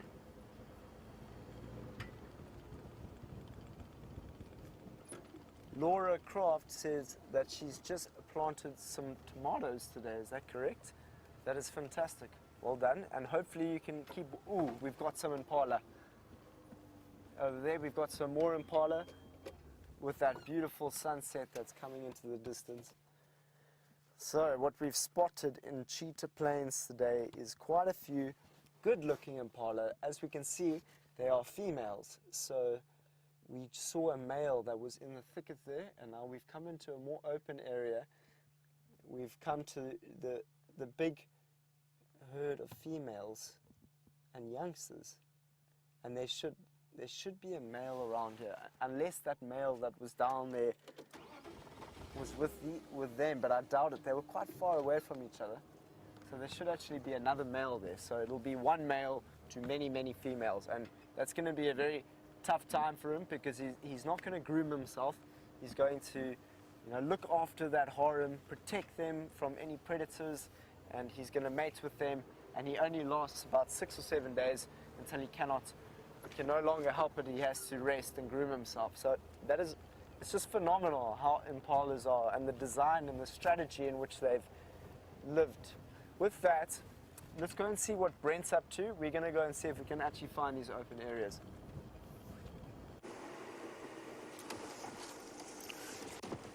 So I found some tracks of Kruger. I went for a walk in the bush here, and I did see tracks. They were quite strange, going up and down. So I'm just looping out around the block again, making sure she hasn't crossed out and to the north. But I've left James on foot inside there, so hopefully he is able to come up with something if we don't have any success checking the road.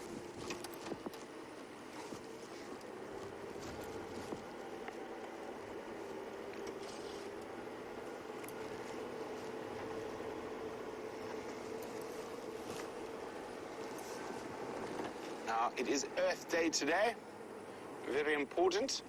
So I hope you guys have been planting indigenous trees or pulling out exotics.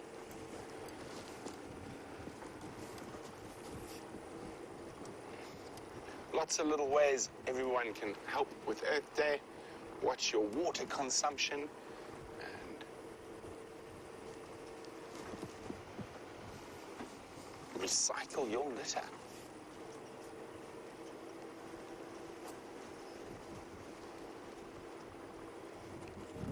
This block there, Kruger's tracks have disappeared into, is quite a difficult block, quite a big one between these two roads. And there's some very thick areas up here on the crest, and then a myriad of little dongas. And if you don't remember what dongas are, it's that South African word for sort of a dry riverbed, but quite a steep one. And there's some very steep little dongas in there.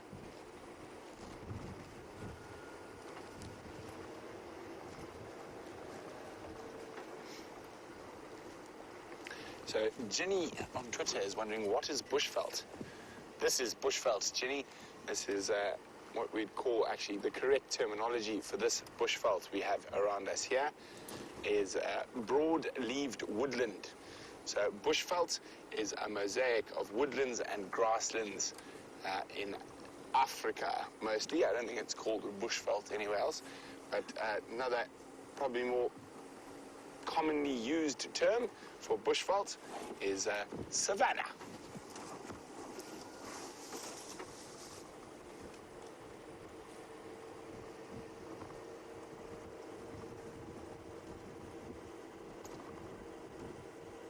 Quite a funny term, bushveld, because bush, we're in the bush, or in Afrikaans, ons gaan veld toe. We're going to the bush. So, well, not quite a direct translation, but we're almost saying bush, or bush area. But the veld could be grassland, it could be bush, but very funny little term. So it's an amalgamation of an English and Afrikaans word that has become a common term out here in South Africa.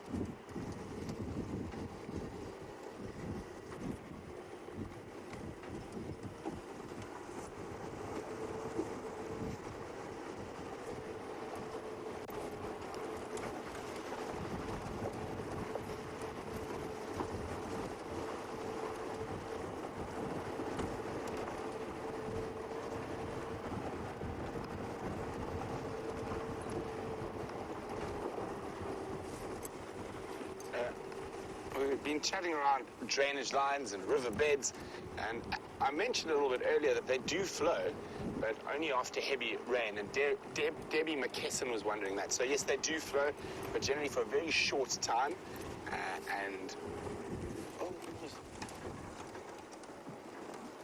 Sorry, I thought I saw a leopard track, Debbie. Yes, they do flow, but again, for very short times after heavy rain.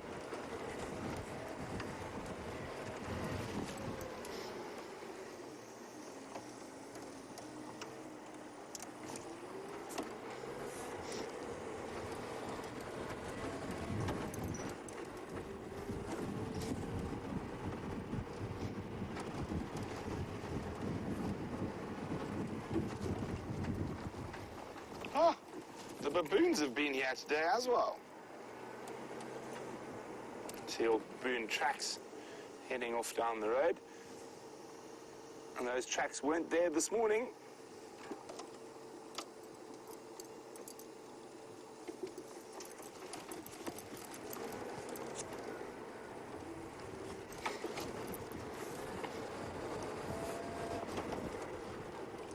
monkey man's wondering whether lions in the area ever hunt monkeys and baboons.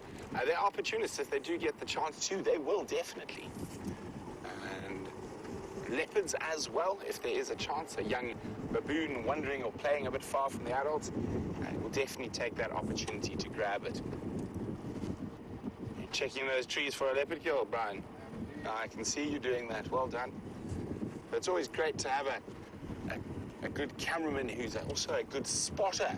And quite often the cameraman will spot the animals before we do, because we're sometimes very focused with our heads on the ground looking for tracks. So it's always important to work as a team.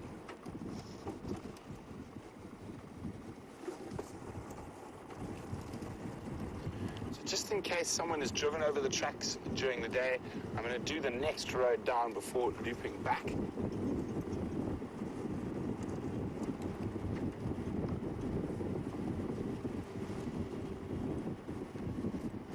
So while we keep checking for the Queen of Djuma, let's go back to Sam, who was on the plains of the cheetah.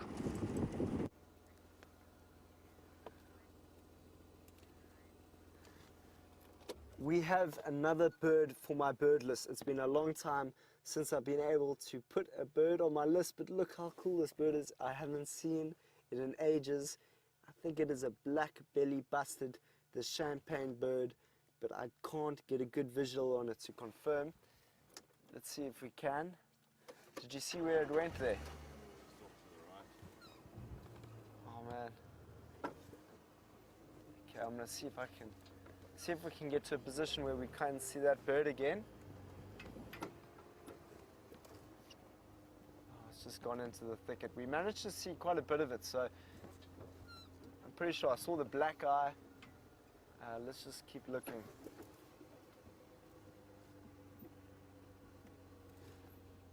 That is a bird that you're not often going to see in the bush. At least I haven't seen that bird in the bush for quite some time. It's the black belly bustard. Sorry? Yes. Here we go, 133.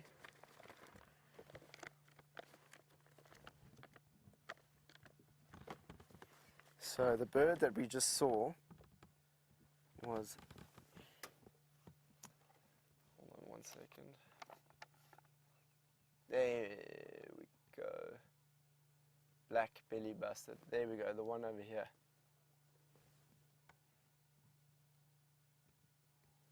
Which is so cool that we saw it. I saw it once during my training, and I came around the corner and I saw it in the distance, and I just got such a good fright. Fright's not the right word, a good surprise. And it's got a very interesting call. So that was that. We've seen a new animal in Cheetah Plains, for me at least. Have you seen that yet since you've come out here?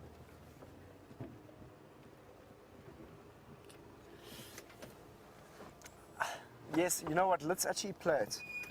Let's play the bird call of the black belly bustard, because I can't remember it. I just so that's the African fish eagle, but yeah, so it's not what you might think it is as a black belly bustard. So let's just play that again, because it's got an interesting call. It sounds like, I think it's a champagne bottle or something from my memory.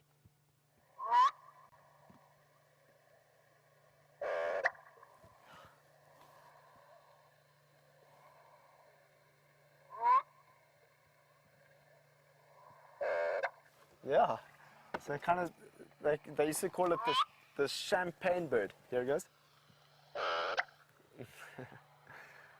That was awesome, eh? That was very cool. So that is the black-bellied bustard. We seem to be having a problem with our comms in our car. I'm just going to see if I can sort it out.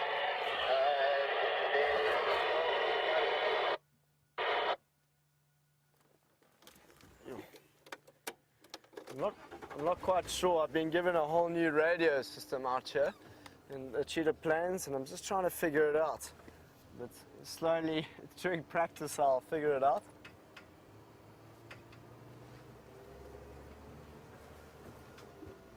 the sun is going down out here in Cheetah Plains, and just before it goes down, I think both Dave and I and all of you would love to see what the open plains looks like.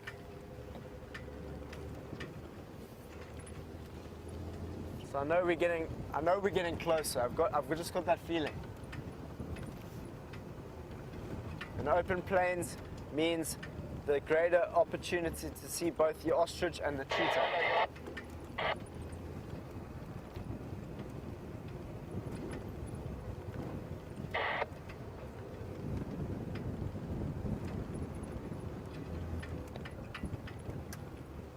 All right, so we're gonna go this way. My intuition says go right. So I think I might be right with that one.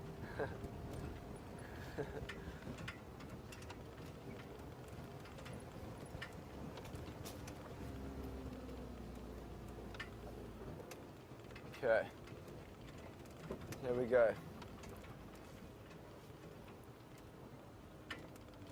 It just seems like, because I came here the other day, we had to do interviews and do some chats out on the open areas, and I was so astonished by what it looked like. But I had no idea how we got there. And so I'm busy. Oh, there goes a grey hornbill. Look at it flying. It's got a... Oh, have you managed to see the flying hornbill? Sorry about that. I know it wasn't very easy. It just came past my screen. Or not my screen, your screen very quickly, and it has like a dipping. So it flies, it comes down, flies, it comes down.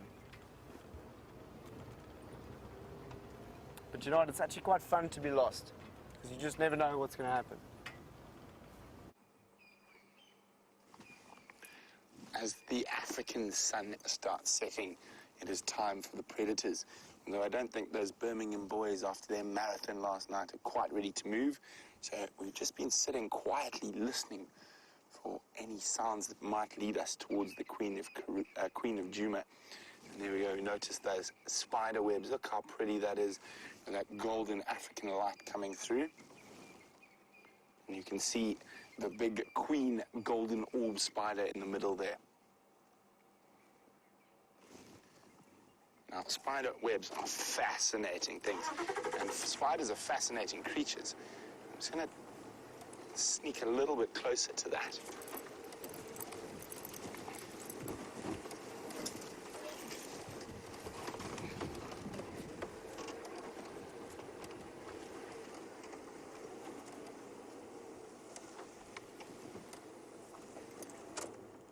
So, when you have a look there quickly, it's a big female golden orb. I'm going to go have a closer look at the web shortly. But there we go, you can see it.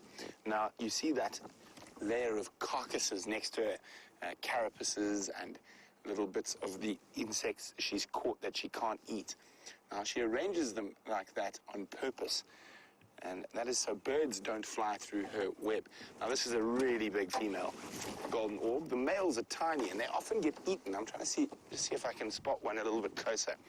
Another very cool thing you find on golden orb spiders' webs are little kleptoparasites. So they're called dewdrop spiders. So they're very small, and they look like mercury, and they hide on these webs and eat all the little bits the orb can't. I mean, I don't want to break any of her web. But I mean, look at that. Look how big she is. Next to my hand. Isn't that spectacular? Oh, so exciting. And I've spotted a kleptoparasite. I'm just going to... I'll put him back. These are so cool. They're literally like little slivers of mercury. Let's try it. Got him there, Brian. So there we go, a little kleptoparasite, a dewdrop spider. Are there any stations with the encounter? Oh, come back here, don't go too far. There we go. So I'm going to put it back on the web. So this little guy hides on the web, and he looks like dew in the morning, hence his name. Ooh. Oh, here we go. Let's put him back on the edge of the web.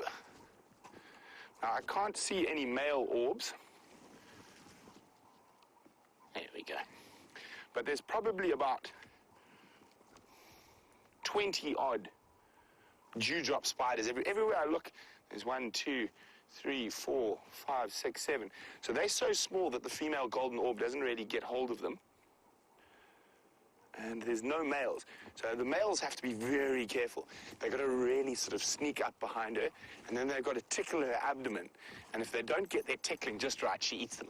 So it's a tough being a male spider, or male orb spider at least. But that's definitely the biggest one I've seen this year. Hey, Brian, wouldn't you say? Yeah, definitely. Definitely the biggest one we've seen this year. With the lack of rain, there haven't been too many orb spiders around.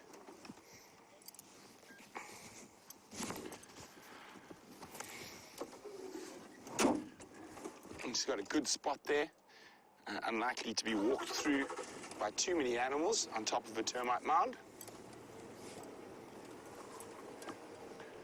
And we're just going to pop her in the sun again.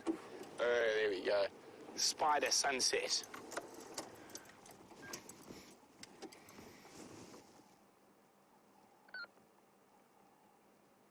Oh, sorry, Brian, I didn't realize she was being hidden by a bush. There we go. There she is.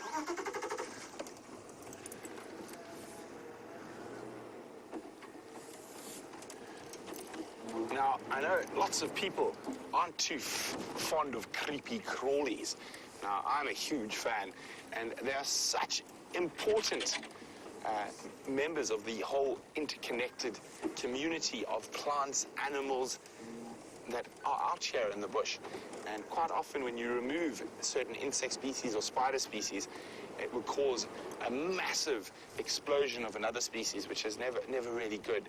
So just remember that sometimes we shouldn't really kill the creepy crawlies. I like having spiders in my room. They eat mosquitoes. There's one creature I'm not such a big fan of.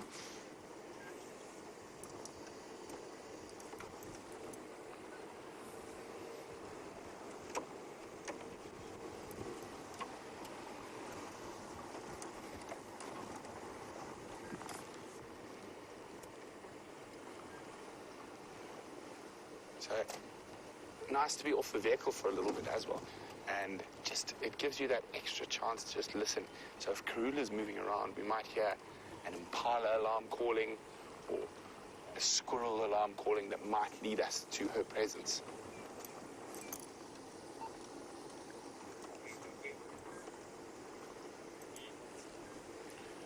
There's a lot of excitement in case we can find Karula, and we are looking for her tracks, and James is also in the area. And hopefully we do have some luck. If not, I'm on tracking team in the morning, and it's just very strange tracks going backwards and forwards. And if we have no luck this evening, I think I might go take an extended walk through that area in the morning if we don't find any other tracks of her. For the moment.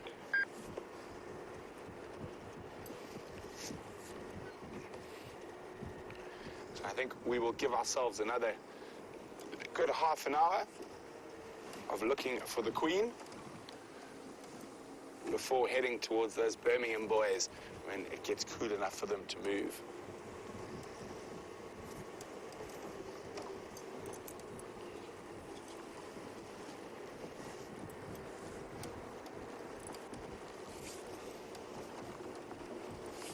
So we've got no sign of her coming out this side, so we're going to delve back into the Mwati River system and head back towards Last Tracks.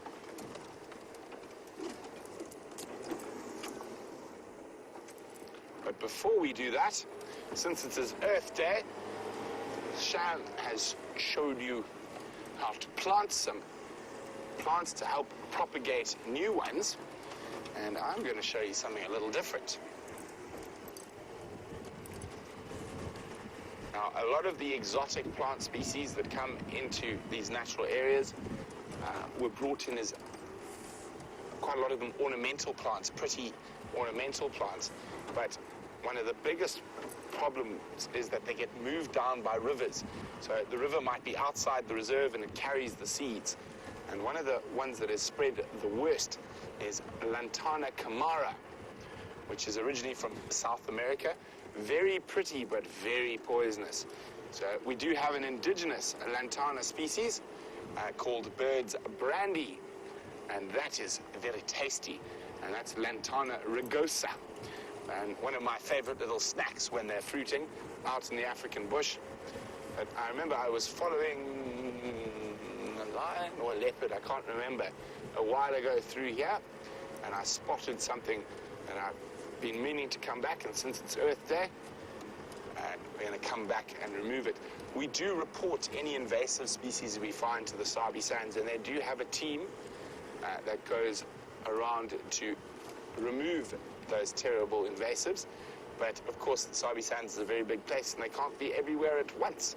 But this drought will actually be quite good at controlling certain of the invasives.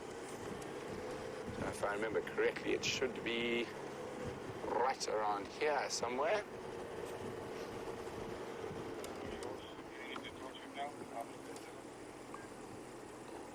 A little bit further, maybe.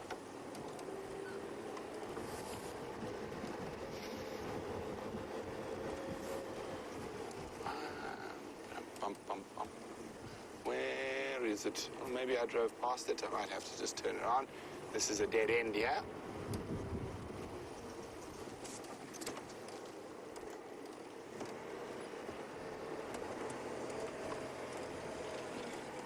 Oh.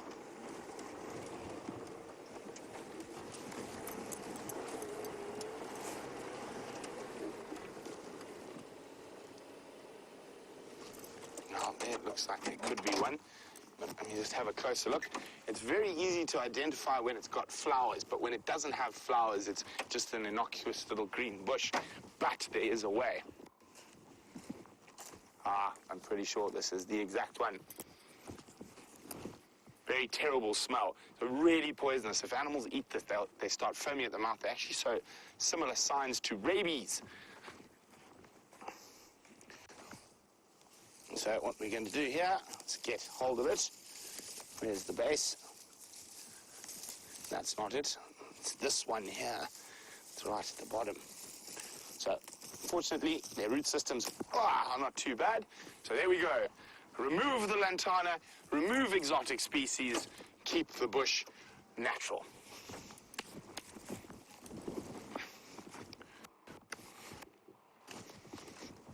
We shall have a ceremonial burning of it later.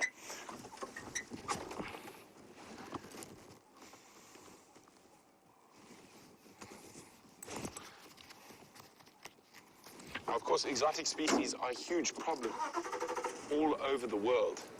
And I think, if my memory serves me correctly, there are about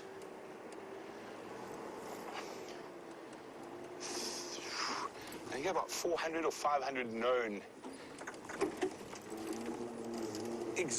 exotic species in South Africa alone.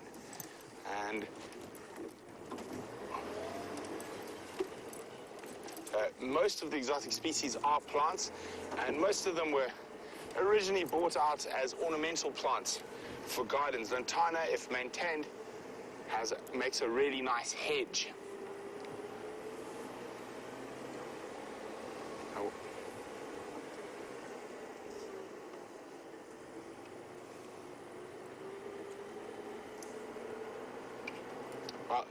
Jilly, Mary, and Kathy are all planting tomatoes today to help feed themselves and take pressure off Mother Earth. So good luck with your tomato planting.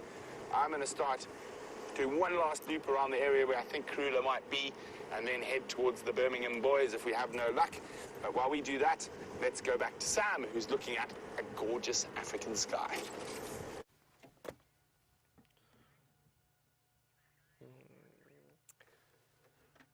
From taking an invasive species with Brent out the lantana to the beautiful plains of Cheetah Plains, looking at that sunset, beautiful colors which are red, yellow, and some blue and purple in the sky above it. It's another great evening here in the African savannah, and what's going to be also quite unreal is the moonrise that will be coming in not so long. Very, very soon we're going to have that big moon opening itself over the savannah and brightening its way for all the animals that walk on its plains. So this is the first time at Cheetah Plains. We've seen well, we've seen a black-bellied bustard, which is something that I'm very unfamiliar with, and we heard its bird call. Really did sound like the pop of a champagne bottle. That's how I used to learn it when I was sitting in my room trying to study all the different birds of Southern Africa at least. That's what it really helps, you know, with different birds. You make different sound calls to try and learn a little bit more. Like, for example, with I think it's the chin spot badders, it goes, it sounds like 3 blind mice.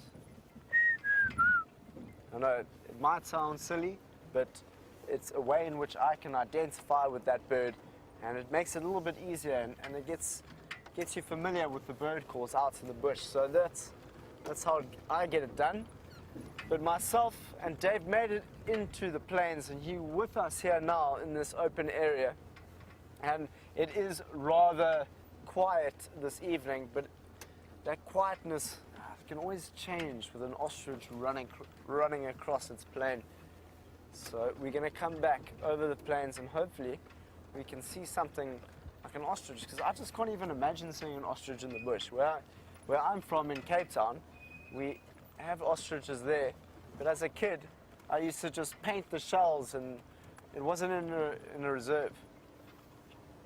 Donna's asking, do we have any speed limits in the Sabi Sands? Yes, Donna, we most certainly have speed limits. We go at 40 kilometers an hour. So I try not to go too fast ever, unless it's when we're trying to get to a sighting, or when we know that there's something really, really exciting happening out in the bush. But, you know, if you're not mindful of the driving, you can drive over a bump, and it's just not worth it driving fast out here. And why would you want to? You've got everything around you, the beautiful landscapes of Africa to take in and breathe. I can tell you, this is what I'm feeling at the moment. I'm feeling a little bit of a chill as the winter nights begin to settle. I'm soon going to have to change this shirt into a jersey for my evening drives as it begins to get cooler. There's a nice crispy smell out here, and there's a nice light wind that blows. Not a wind like you get in Cape Town. I'm not sure if any of you guys have been to Cape Town, but that's where the wind can really blow. Over here, it's very minor compared to what Cape Town's like. But we're coming quite close to a watering hole now, so let's just be quiet and maybe we can see some birds.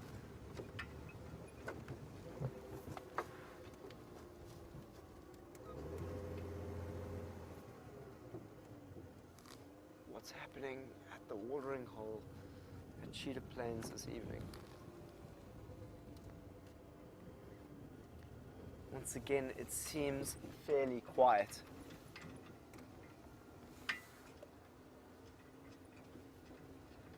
Seems fairly quiet, but you know what I was hearing just a few seconds ago was the Senegal lapwing, which really enjoys the open areas, and I haven't seen that on Djuma yet. So hopefully when we come back down towards the open areas, we can get to see that lapwing. And the main one that we see in Djuma is the black Smith plover.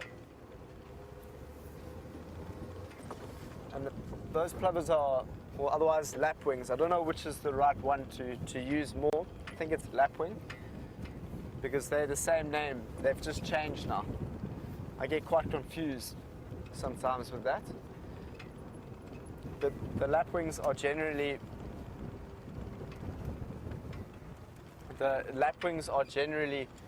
precocial, which means they, some birds are atricial and precocial. Atricial birds are birds that are born and they have to be raised. They're born with their eyes closed and sometimes featherless. And the precocial birds are birds that are born with all their feathers and they can open their eyes. And the lapwing is a bird that is born precocial. So hopefully we get to see one of those.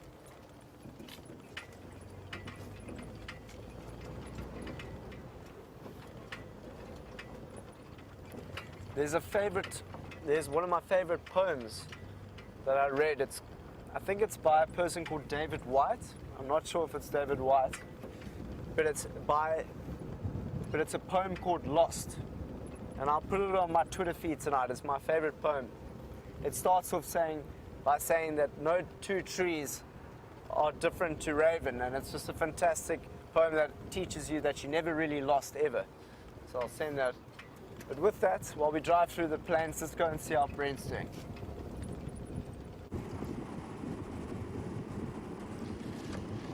So unfortunately, no luck with Kruger. James is just sitting and listening in that area. Maybe, fingers crossed, he'll hear some alarm calls. And before those Birminghams disappear, because they are quite close to our boundary, they're actually in a little triangle of Djuma. It's like that goes up towards the gate. They're sitting smack bang in the middle of that triangle. So hopefully we'll get there. I'm pretty sure we'll get there before they start moving. But I feel like I've been needing a male lion roar in my life. I want to have the whole car vibrating as 4 male lions surround sound roar at us. I think that's a good plan for the rest of the evening. And I know a lot of you would have heard this before, but if there are some new viewers out there, so some of you won't know that I've grown up in the African bush pretty much my whole life. I've lived in game reserves and safari lodges, and then afterwards I've worked in many different countries around Africa.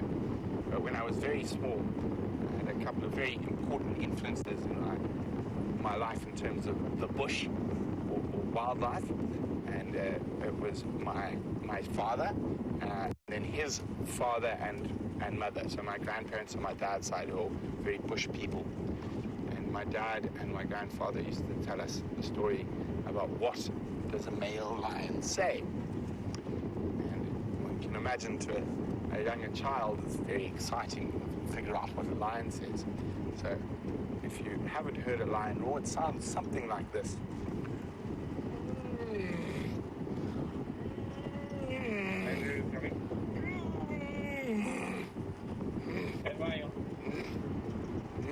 Andrew, are you seeing all? Sorry, I'll finish now. I just need to make sure. But I'm going to now. We should be maybe one more day after you. Sorry, guys, I'll be with you in a second. I'm about 5 minutes away. Ephraim left them with no vehicles.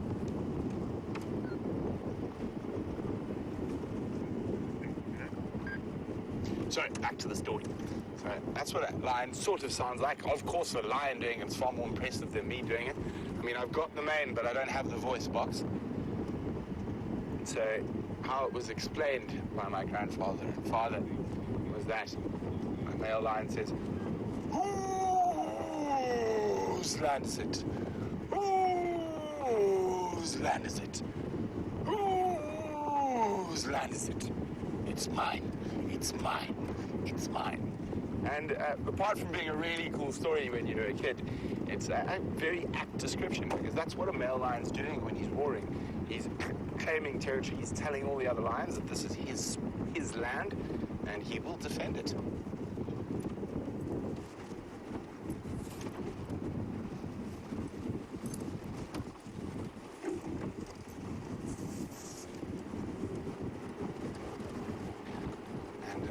While we speed off to the lions, Sam is still on Cheetah Plains, and he's with my good mate and Brian's good friend, Gnormus Gnorman the Gnu.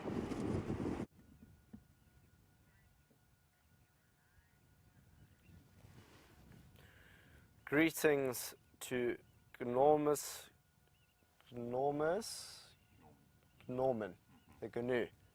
So his name is Norman the Gnu.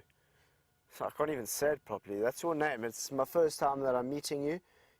This is your territory. Have a look at the space that this big wildebeest owns.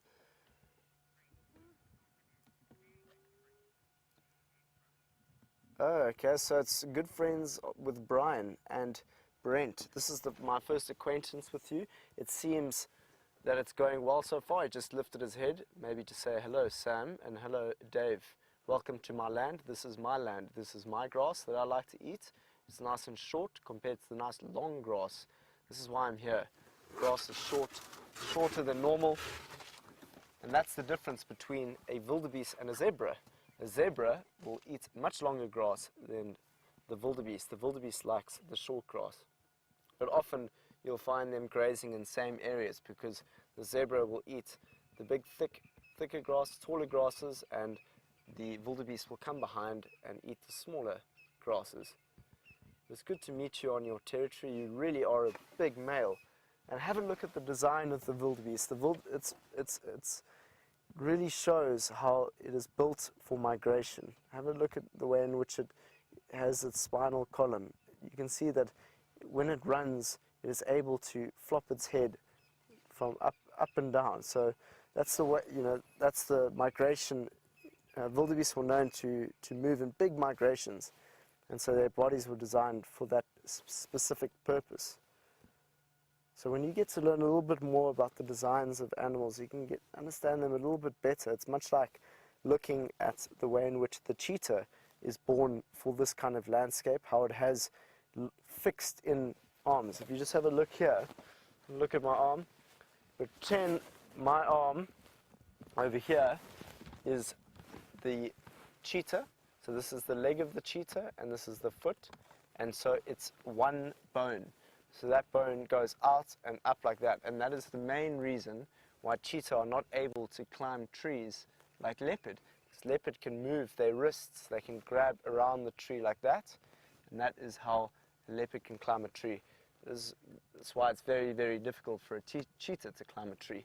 But a cheetah has that way so it can run quickly and grab onto the soil in front and go quickly, and it uses its tail as a rudder.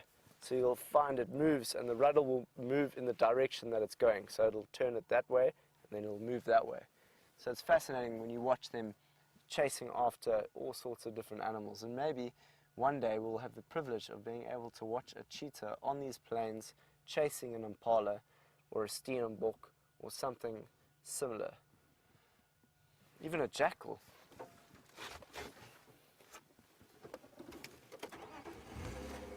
So that is a fantastic sighting of enormous Norman the gnu. It's been a pleasure to meet you. Hopefully I get to meet you a little bit more on your big land here. He'll probably be waiting for some females that will come and take it.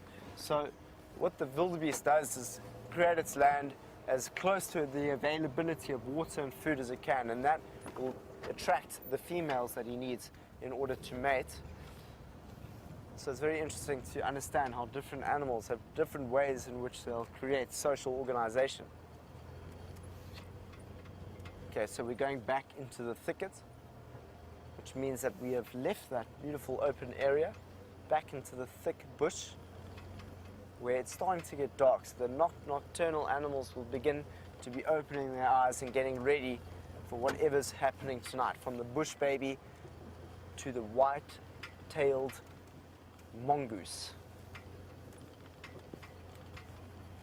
I actually had to come here the other night to fix the antenna to be able to go on this area, and we only left very late at night, and I was driving in the pitch black. It was very, very dark, and we were driving, and I spotted 3 white-tailed mongooses, which was very cool because I'd only ever seen those once, and I saw 3 of them at once, so it was very cool being able to view a white-tailed mongoose. Not an easy sighting out here in the bush. I'm going to switch on my lights because it is starting to get a little bit dark, a little more chilly.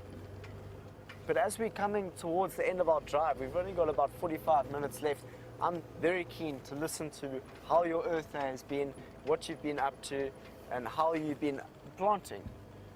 As I said, you don't even need to plant, you just need to experience the natural world in any other way.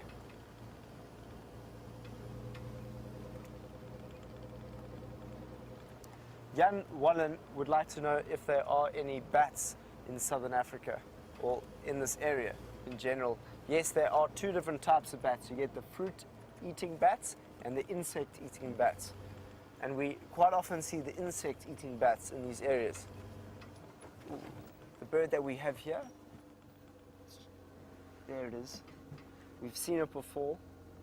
It's beautiful and black, and it's got a fork as a tail. That is the fork-tailed drongo. And when we often see the fork-tailed drongo is behind those big breeding herds of elephants, where the elephants will knock all the insects out of the ground by rustling them in the grass, and fork-tailed drongo will come behind it and snip on some of those insects as it walks by.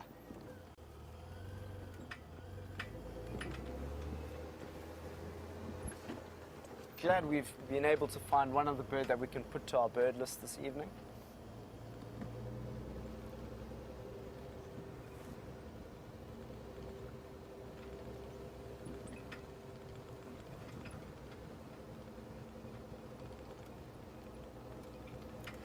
Julia Smith's asking, was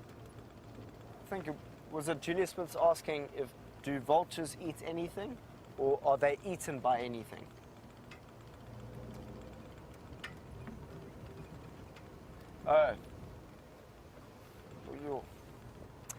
So, does anything eat and hunt the vulture? You know what? It's mainly a no, purely because vultures are the territory consumers, which means they're on top of the food chain. But of course, if you have youngsters or you have eggs, those will be fed on by many other small critters that will be able to collect those eggs and eat them. But on a general note, vultures are on top of the food chain and they don't get eaten by anything.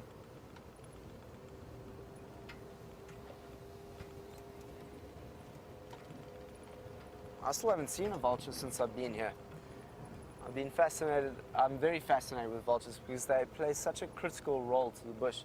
Much like the hyena, the vulture will be the sanitizer, so they go and they'll eat out and clean anything out, from any carcass that they find, they'll eat. And obviously, if you don't have the influence of those tertiary consumers, scavengers, then disease will manifest itself in the bushveld, and therefore creating a lot of good for the ecosystem.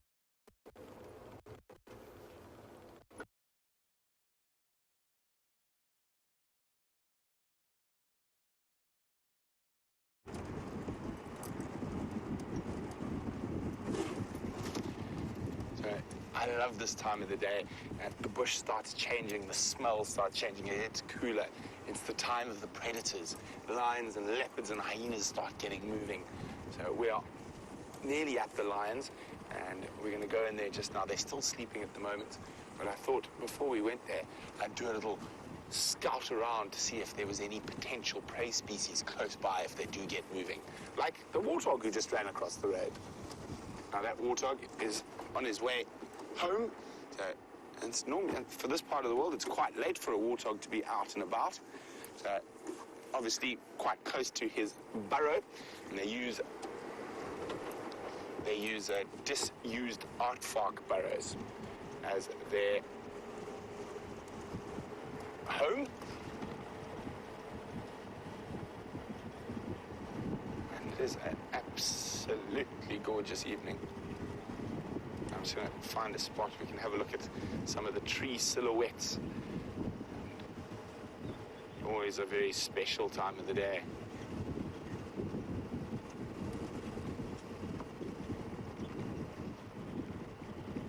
Not a cloud in the sky.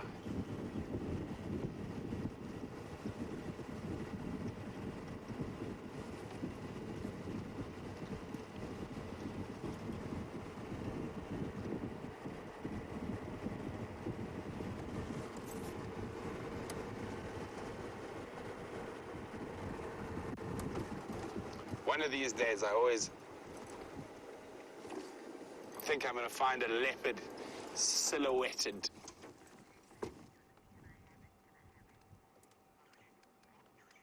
Look at that. That's a lovely big Scotia.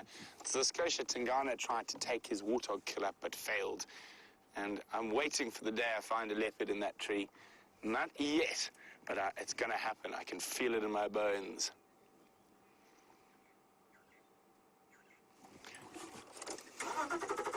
So Courtney's very astute comment is that, well, maybe the Salati males or other males, when they roar, they could say, whose land is it? Whose land is it? Can I take it? Can I take it? That's probably very true. Or if they move into new, whose land is it? Whose land is it? Is there anyone there? So it probably is a bit of that. But once they are established, they're pretty much warding off all of the other lions, or male lions in particular.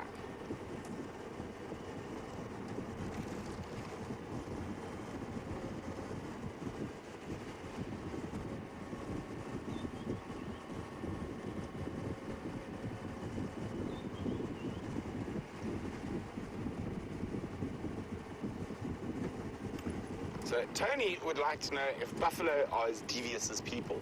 Now, Tony's question was, if the lions are hunting buffalo, would one buffalo hook or trip or sabotage another so it would be taken and the rest of the buffalo can escape? I've never seen any behavior like that. I don't think they have the cognition to be able to do that. And I think it's normally just primates who are that terrible. Oops, sorry, radio. I'm checking for food and television.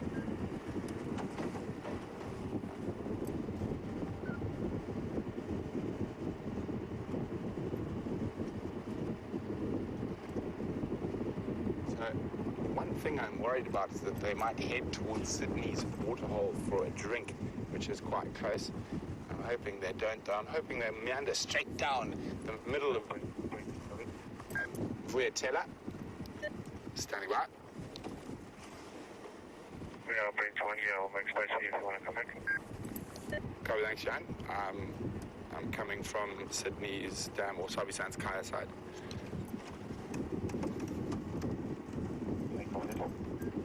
So we're going back to the lions. Now, those Birmingham boys had a particularly long march this morning. I estimated to be close or between 20 and 25 kilometers. So they were on their way east, and then I think they heard the Salati males and then marched back up to the north, saw them off, and then came south.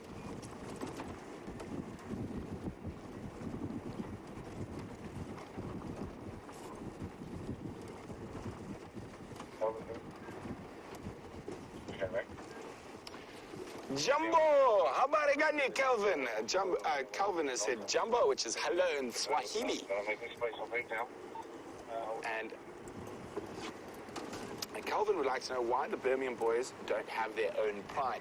They actually have two prides, Kelvin. So male lions are often not with the females. They do move vast distances in defending that territory from other males. So it is not uncommon to see the male lions without females with them.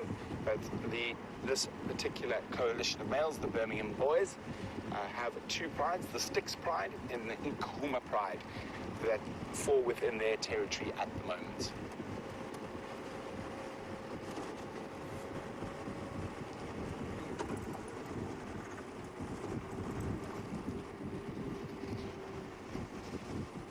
Fingers crossed they feel like being vocal this evening.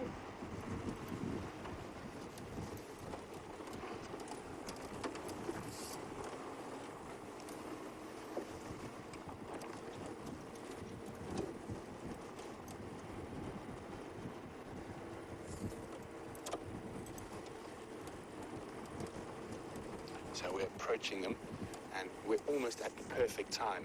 If they are going to get moving early, this is when they will start.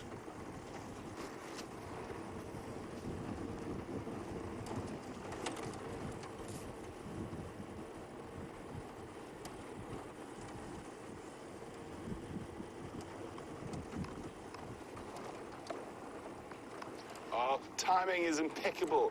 One has just stood up.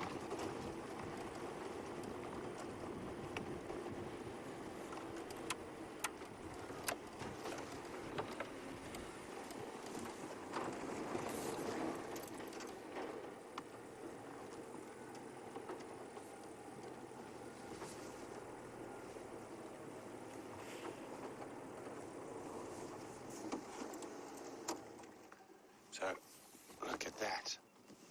What a beautiful sight. Magnificent male lion. And they could eat. They're not desperately hungry, but they definitely could eat. It'll be interesting to see which way they get moving this evening.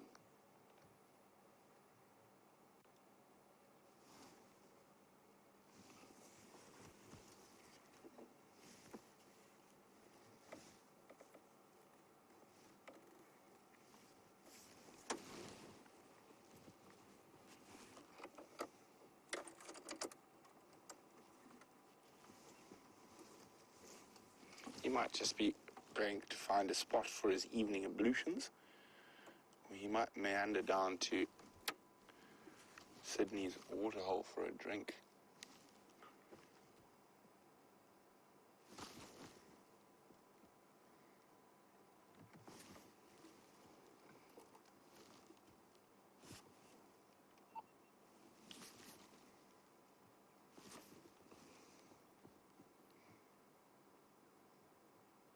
No, he's just going to flop down in a different spot.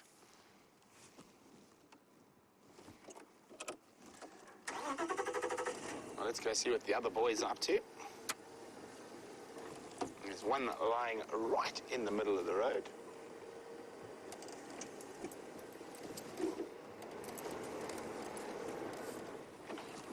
So, Lynn in Michigan is wondering how far away are these lions from the Djuma camp. Lynn, they're probably about 1.5 kilometers, 2 kilometers as the crow flies. So there is a possibility they might go that way this evening. But they are right in this little top corner of Djuma at the moment.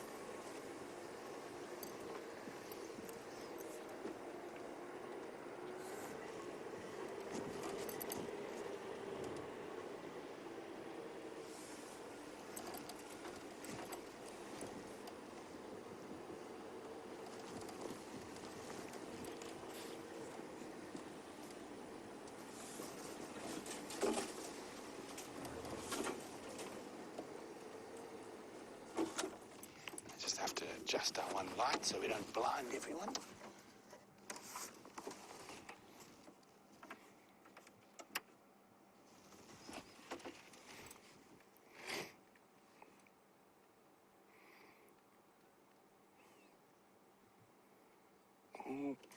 So we're looking for the precursors to movement, the starting of yawning, stretching, defecating. There's a nice yawn.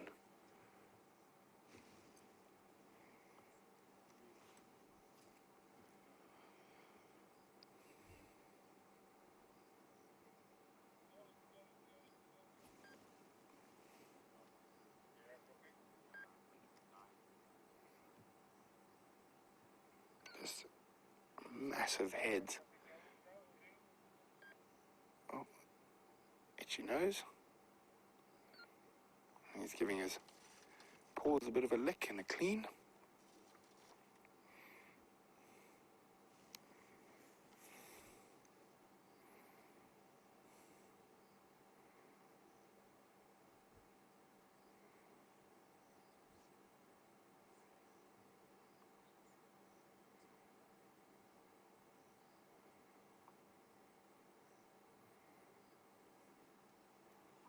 Oh, he's up.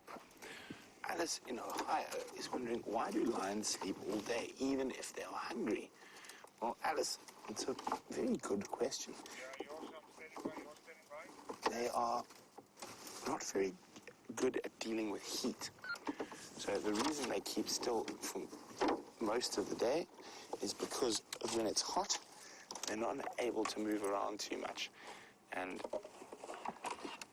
lions, if their core body temperature raises by just a few degrees Celsius, it can kill them. So they need to manage that. They're unable to sweat like we are, so they do that. Oh, next boy is up. There we go, there's a little back stretch as well. Oh, oof, nice stretch. Now, these are the good precursors to the lions getting on the move, but quite often with males, it takes them a little while. So you might just walk over and flop down somewhere else for a bit.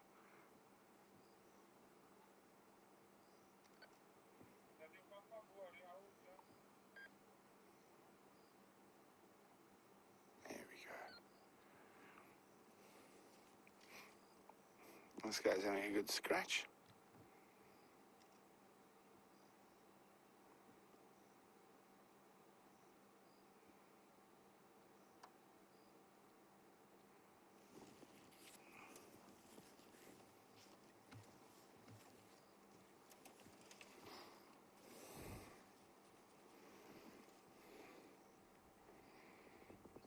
So Judy's wondering, when the Birmingham boys meet a female on heat, how do they decide who is going to breed with her?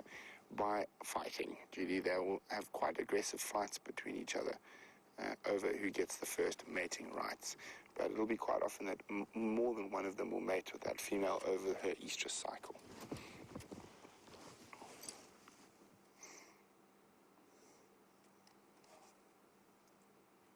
No, don't go that way. He just stood on a thorn and trying to get it out. There we go, thorn's out.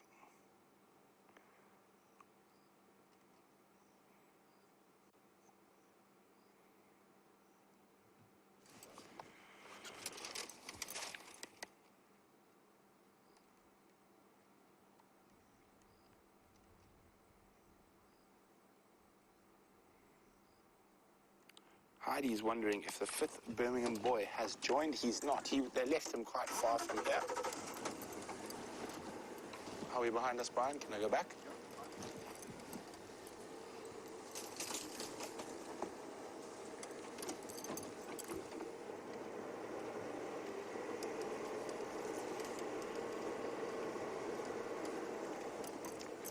Debbie in Vancouver says what we need right now is a buffalo. Then we would see them really move. That is very true, Debbie. We would see them in full flight.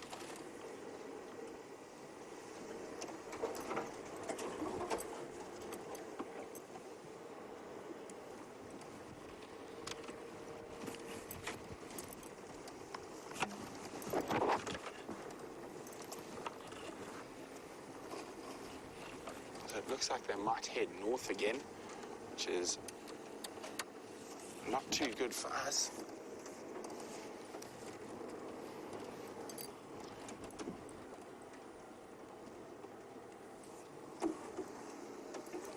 Now, if they do decide to roar, we're in the right spot. We'll get the full brunt of two of them at least.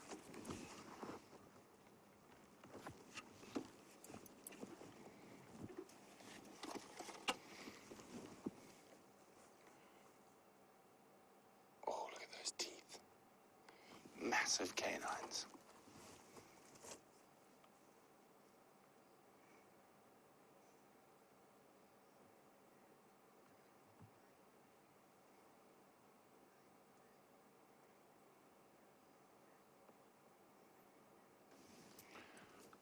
Rais is wondering why evolution hasn't changed a lion's fur to be thinner, because they get hot so easily.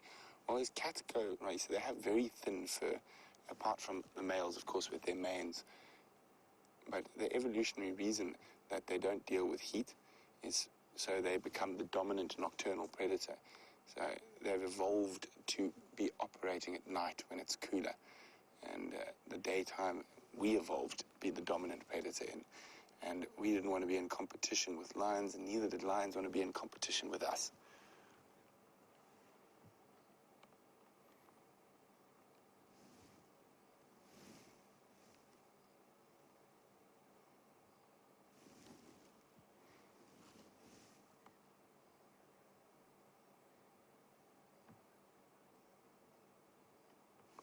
I hear an impala snort in the distance, and I don't think it's from these guys. It could be rutting. I'm just going to keep quiet for a second and listen.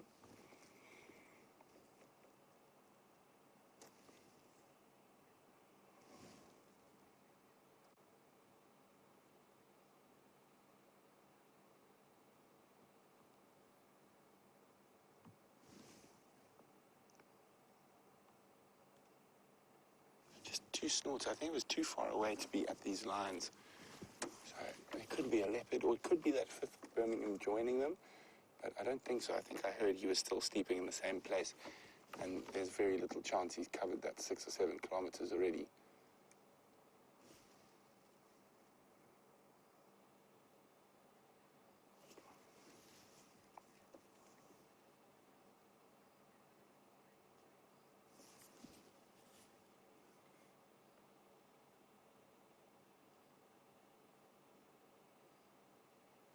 guys, give us a roar.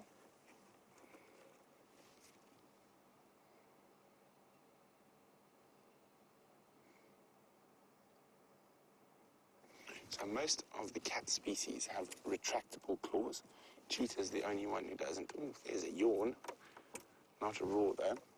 And Zoe's wondering how long a lion's claws are. Trying to think, probably about 2 inches long, Zoe.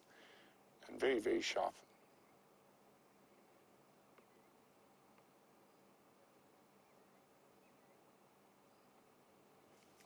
Seem to be facing north to where they chased the salatis last night. I think they're waiting to see if those males start roaring.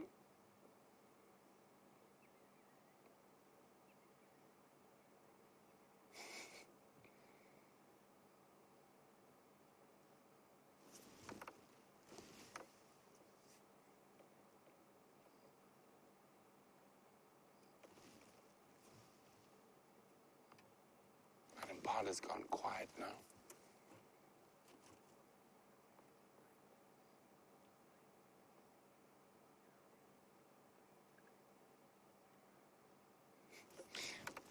Mia, my cat, says if I did my roar now, would the lion react? Probably not, Mia. I think synchronized.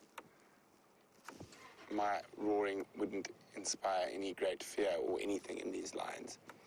However, if I made a buffalo distress call, it might be a very different scenario. But we're not going to do that.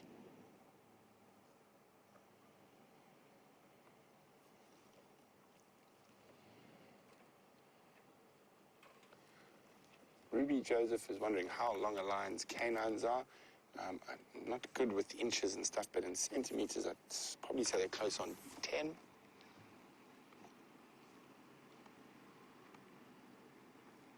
10, 11 maybe. Yeah. 10, 11 centimeters, quite easily.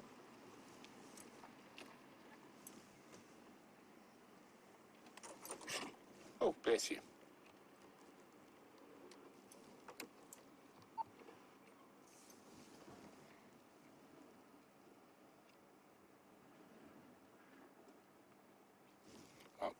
Rebecca Hilbert says she's absolutely obsessed with lions.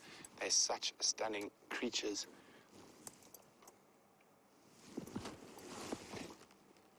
Andrew, you can come next to me if you'd like.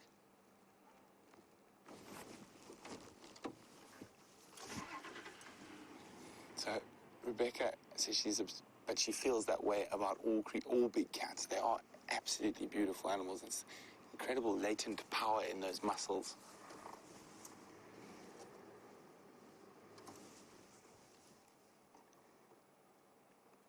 Now, when they start grooming like this, it's a good precursor to movement. The fact that they've got up, walked around a little bit, laid down again, walked a little bit.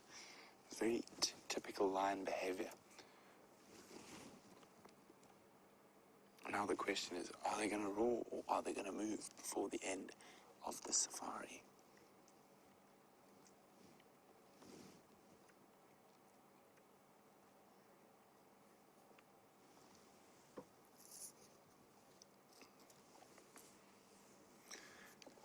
Bear would like to know, when it comes to lions roaring, are they similar to wolves? So if one starts, the rest will follow. And yes, that's very, very similar. They do that often. Oh, not just yet, though.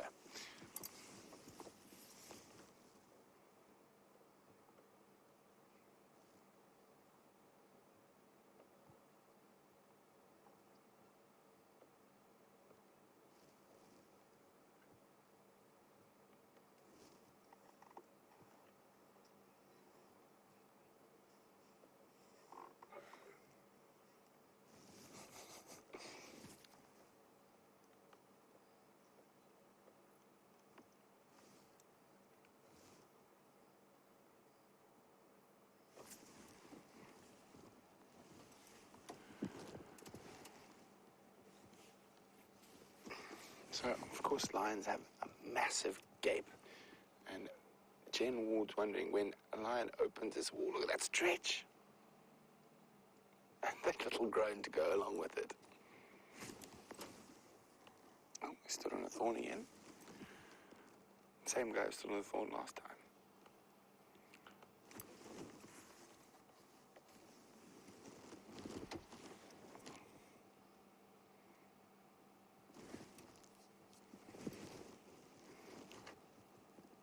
So Jane was wondering, oh bless you, how big his gape is when he opens his mouth wide. I'm trying to guess, it's probably close on half a meter. I had to hesitate to guess.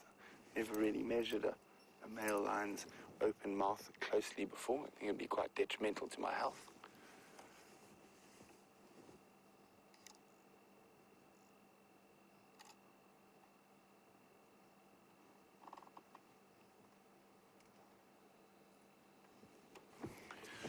So while we wait to see what these lions do, let's jump across to Sam, who wants to show you the magnificence of the moon this evening.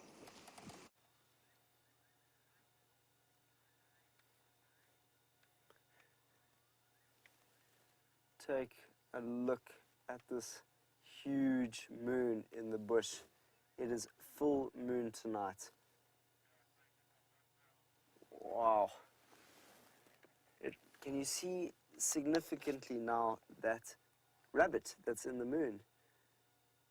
You can see the 2 ears and the whole body that is there. That is what my dad used to say to me when I was a kid. Sam, can you see the rabbit in the moon? So yes, Father, I could see it.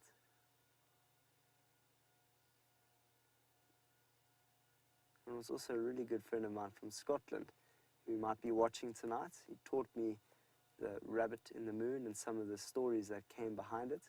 And what's also fascinating is that we never see the other side of the moon. Have you ever thought about that? I know that there was a whole album by Pink Floyd called The Dark Side of the Moon, but because we can only see that part of the moon, it's because the sun is reflecting only that side. So as you can imagine, the moon is following the sun all the way around the earth all the time and is only collecting that sunlight that is coming from the sun itself.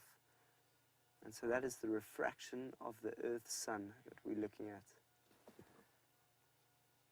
And also quite an interesting fact is apparently the moon is because of the an asteroid that hit many years ago and then disconnected or dislodged a piece of the Earth out into our atmosphere, and that became our moon. And as you know, the moon plays such a crucial and critical role on our planet, and it gives us life. And the reason why it gives us life is because it gives us a 23.5 tilt of the Earth's axis. And if we didn't have that tilt, we wouldn't be able to, well, the Earth would be rapidly changing all the time. So that gravitational pull for the moon gives us that slight axis, that slight tilt that manages to give us life on Earth. So often we're looking at the sun and we are praising the sun for all the good things that it gives us here down on Earth. But rarely do we think about the moon's influence. How spectacular.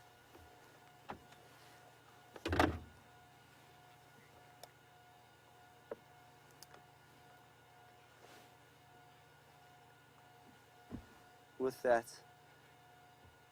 let's take time when we can to learn a little bit more about our moon, to see its influence on our great Earth.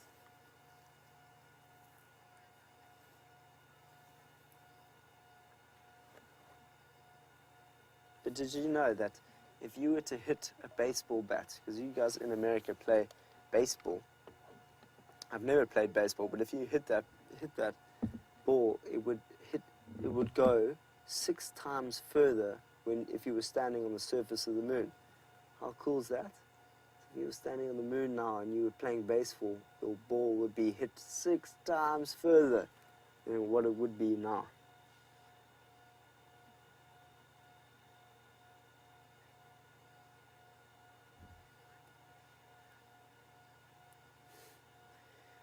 Gracie, aged 8, says that she can see a hippo in the moon. Gracie, that's so cool that you can see a hippo. like that's one of my funnest, the greatest things to do when I was a kid. When I was a young boy, I used to sit outside underneath the clouds and I would try and talk about all the different shapes that I used to see in the sky. So Gracie's 8 years old and she's a very, very, very good viewer here for WildEarth. She's here almost every single day. So you see a hippo in the moon. What else do you guys see in the moon? I can only see the hare just because, or the rabbits, just because that's all I've ever been told as a little boy.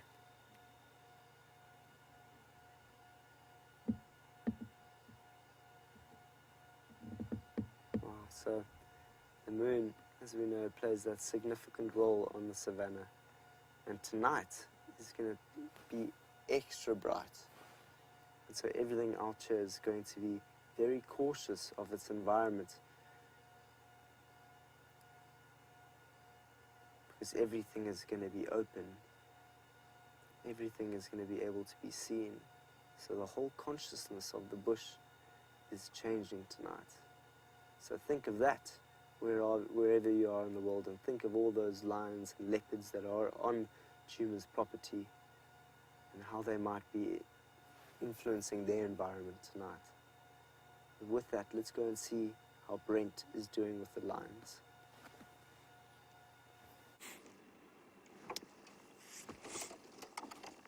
We're still sitting with the Birmingham boys, and I haven't moved too much.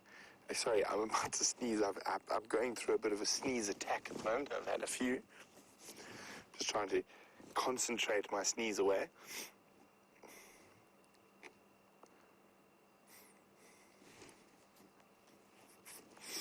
Okay, I think I've defeated the sneeze.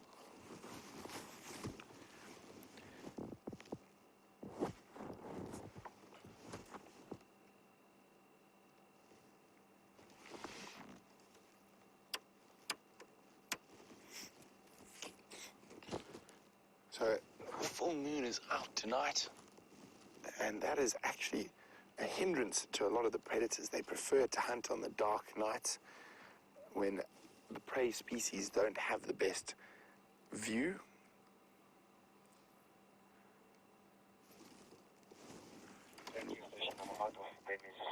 We should start seeing the moon arise. We can just see the light, sorry, Brent, coming up on the horizon. So the moon is just behind the trees for us still. I don't know if we can pick it up on the camera. No, I don't think so. Little bit, tiny bit, the light starting to shine through.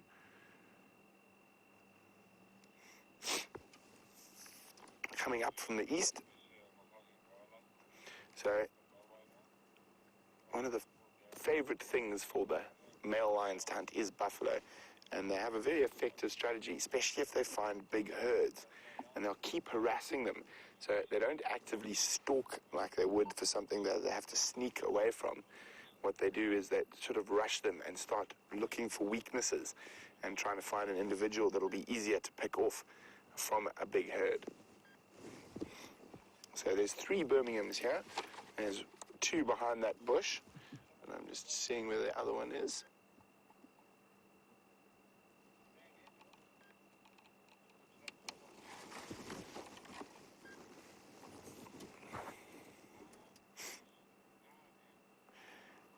So Jilly is saying she's seeing big cats discard the stomach contents from a kill, and wondering if there's anything else that'll eat that.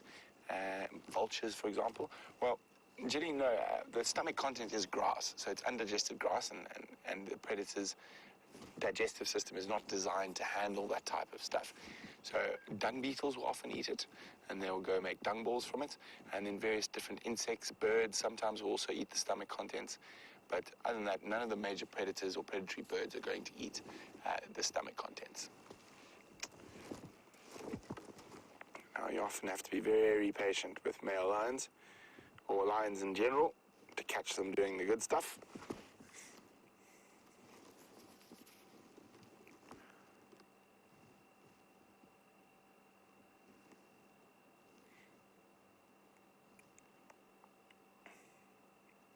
I did hope they were going to give us a concert tonight, but the night is still not over yet, so there's a possibility. But it has been quite a hot day. So I think these guys are only going to get moving closer to sort of 8:39. There we go.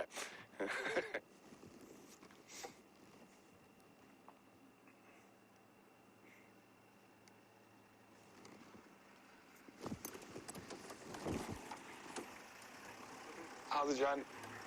Very well, thank you.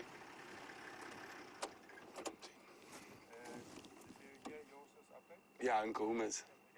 Yeah.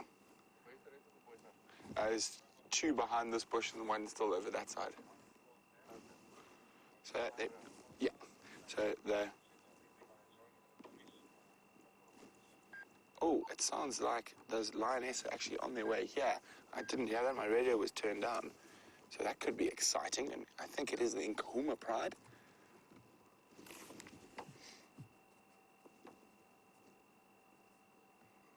They're still quite far away, but they are on their way towards this direction.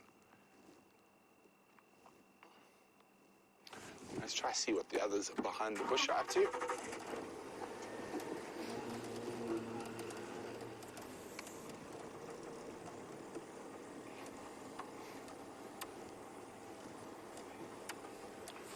Let's just take the long way around so we don't drive over that one's tail.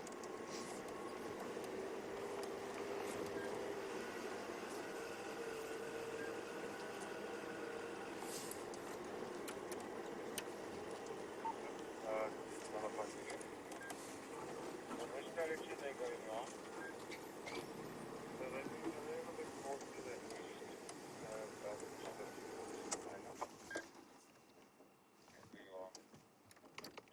I'm going around, drive around Here we go.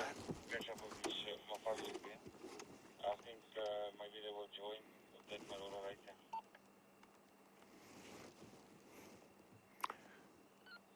there. Lazy kitty cats. So even though they do, as I said, they do sleep for 20 hours a day, their 4 hours of mobility is not 4 hours in a row. It's often 20 minutes in a row. Walk for 20 minutes, sleep for half an hour, walk for 40 minutes, sleep for an hour and a half. So it's always broken up.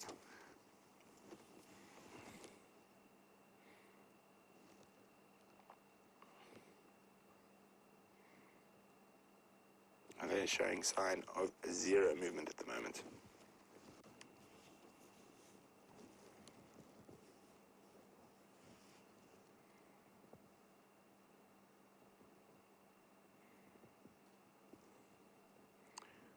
Looks so peaceful.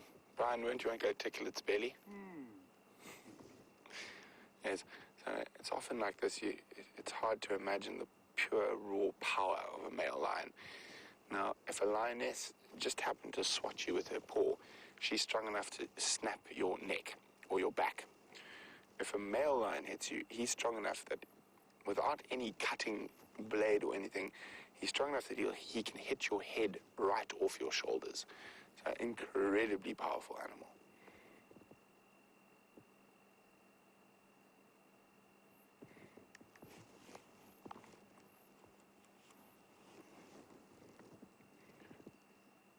So while we wait with anticipation for these Birminghams to do something, let's jump across to Sam to say goodnight.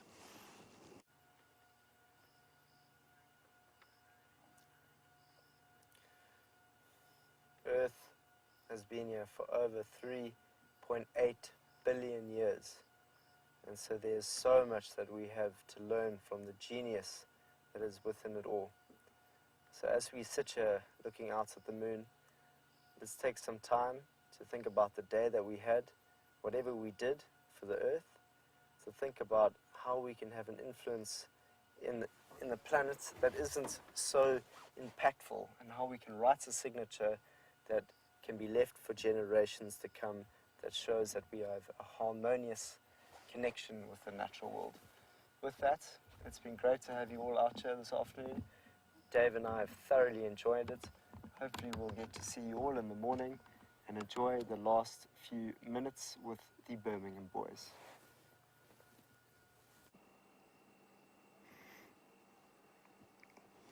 So we're still sitting here, and unfortunately, Not even the flicker of an eyelid yet.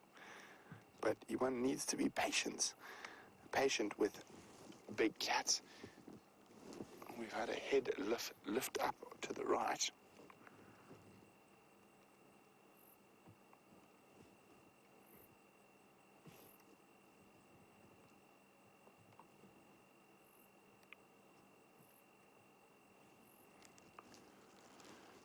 Come on, give us a roar. I think the last time I saw these guys roaring, they were so lazy they didn't even lift their heads. They roared while they were lying flat down on the ground.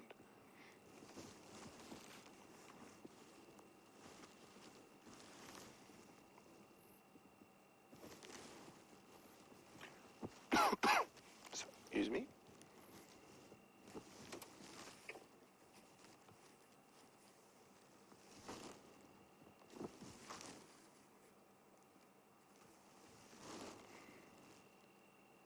So I don't think these guys are going to do anything before the end of the safari this evening, unfortunately. But we will wait it out to the very last second in case they do.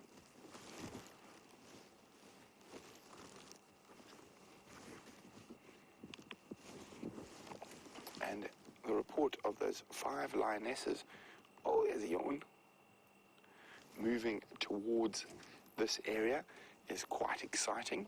So maybe the Nkahumas will be with the Birmingham boys on tomorrow morning's sunrise safari.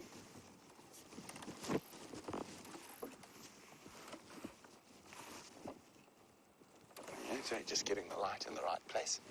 And it's going to be Sam and James escorting you through the bush in the early dawn.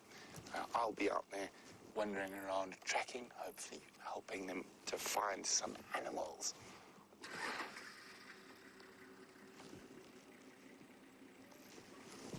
Oh, there was movement. A slight move of the head. Eyes are open. And look at those piercing eyes.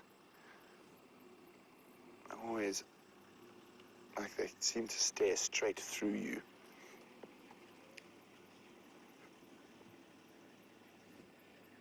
He smelled something, just sitting up and sniffing. Unfortunately, here comes a nice big yawn. Fortunately, I don't think we're going to get too much more action out of them than that. But thanks for joining us on this evening's Sunset Safari. It's been an absolute joy having you with us, and we look forward to doing it again and again. So from Brian and myself and everyone else here, toodaloo and have a look at a lion.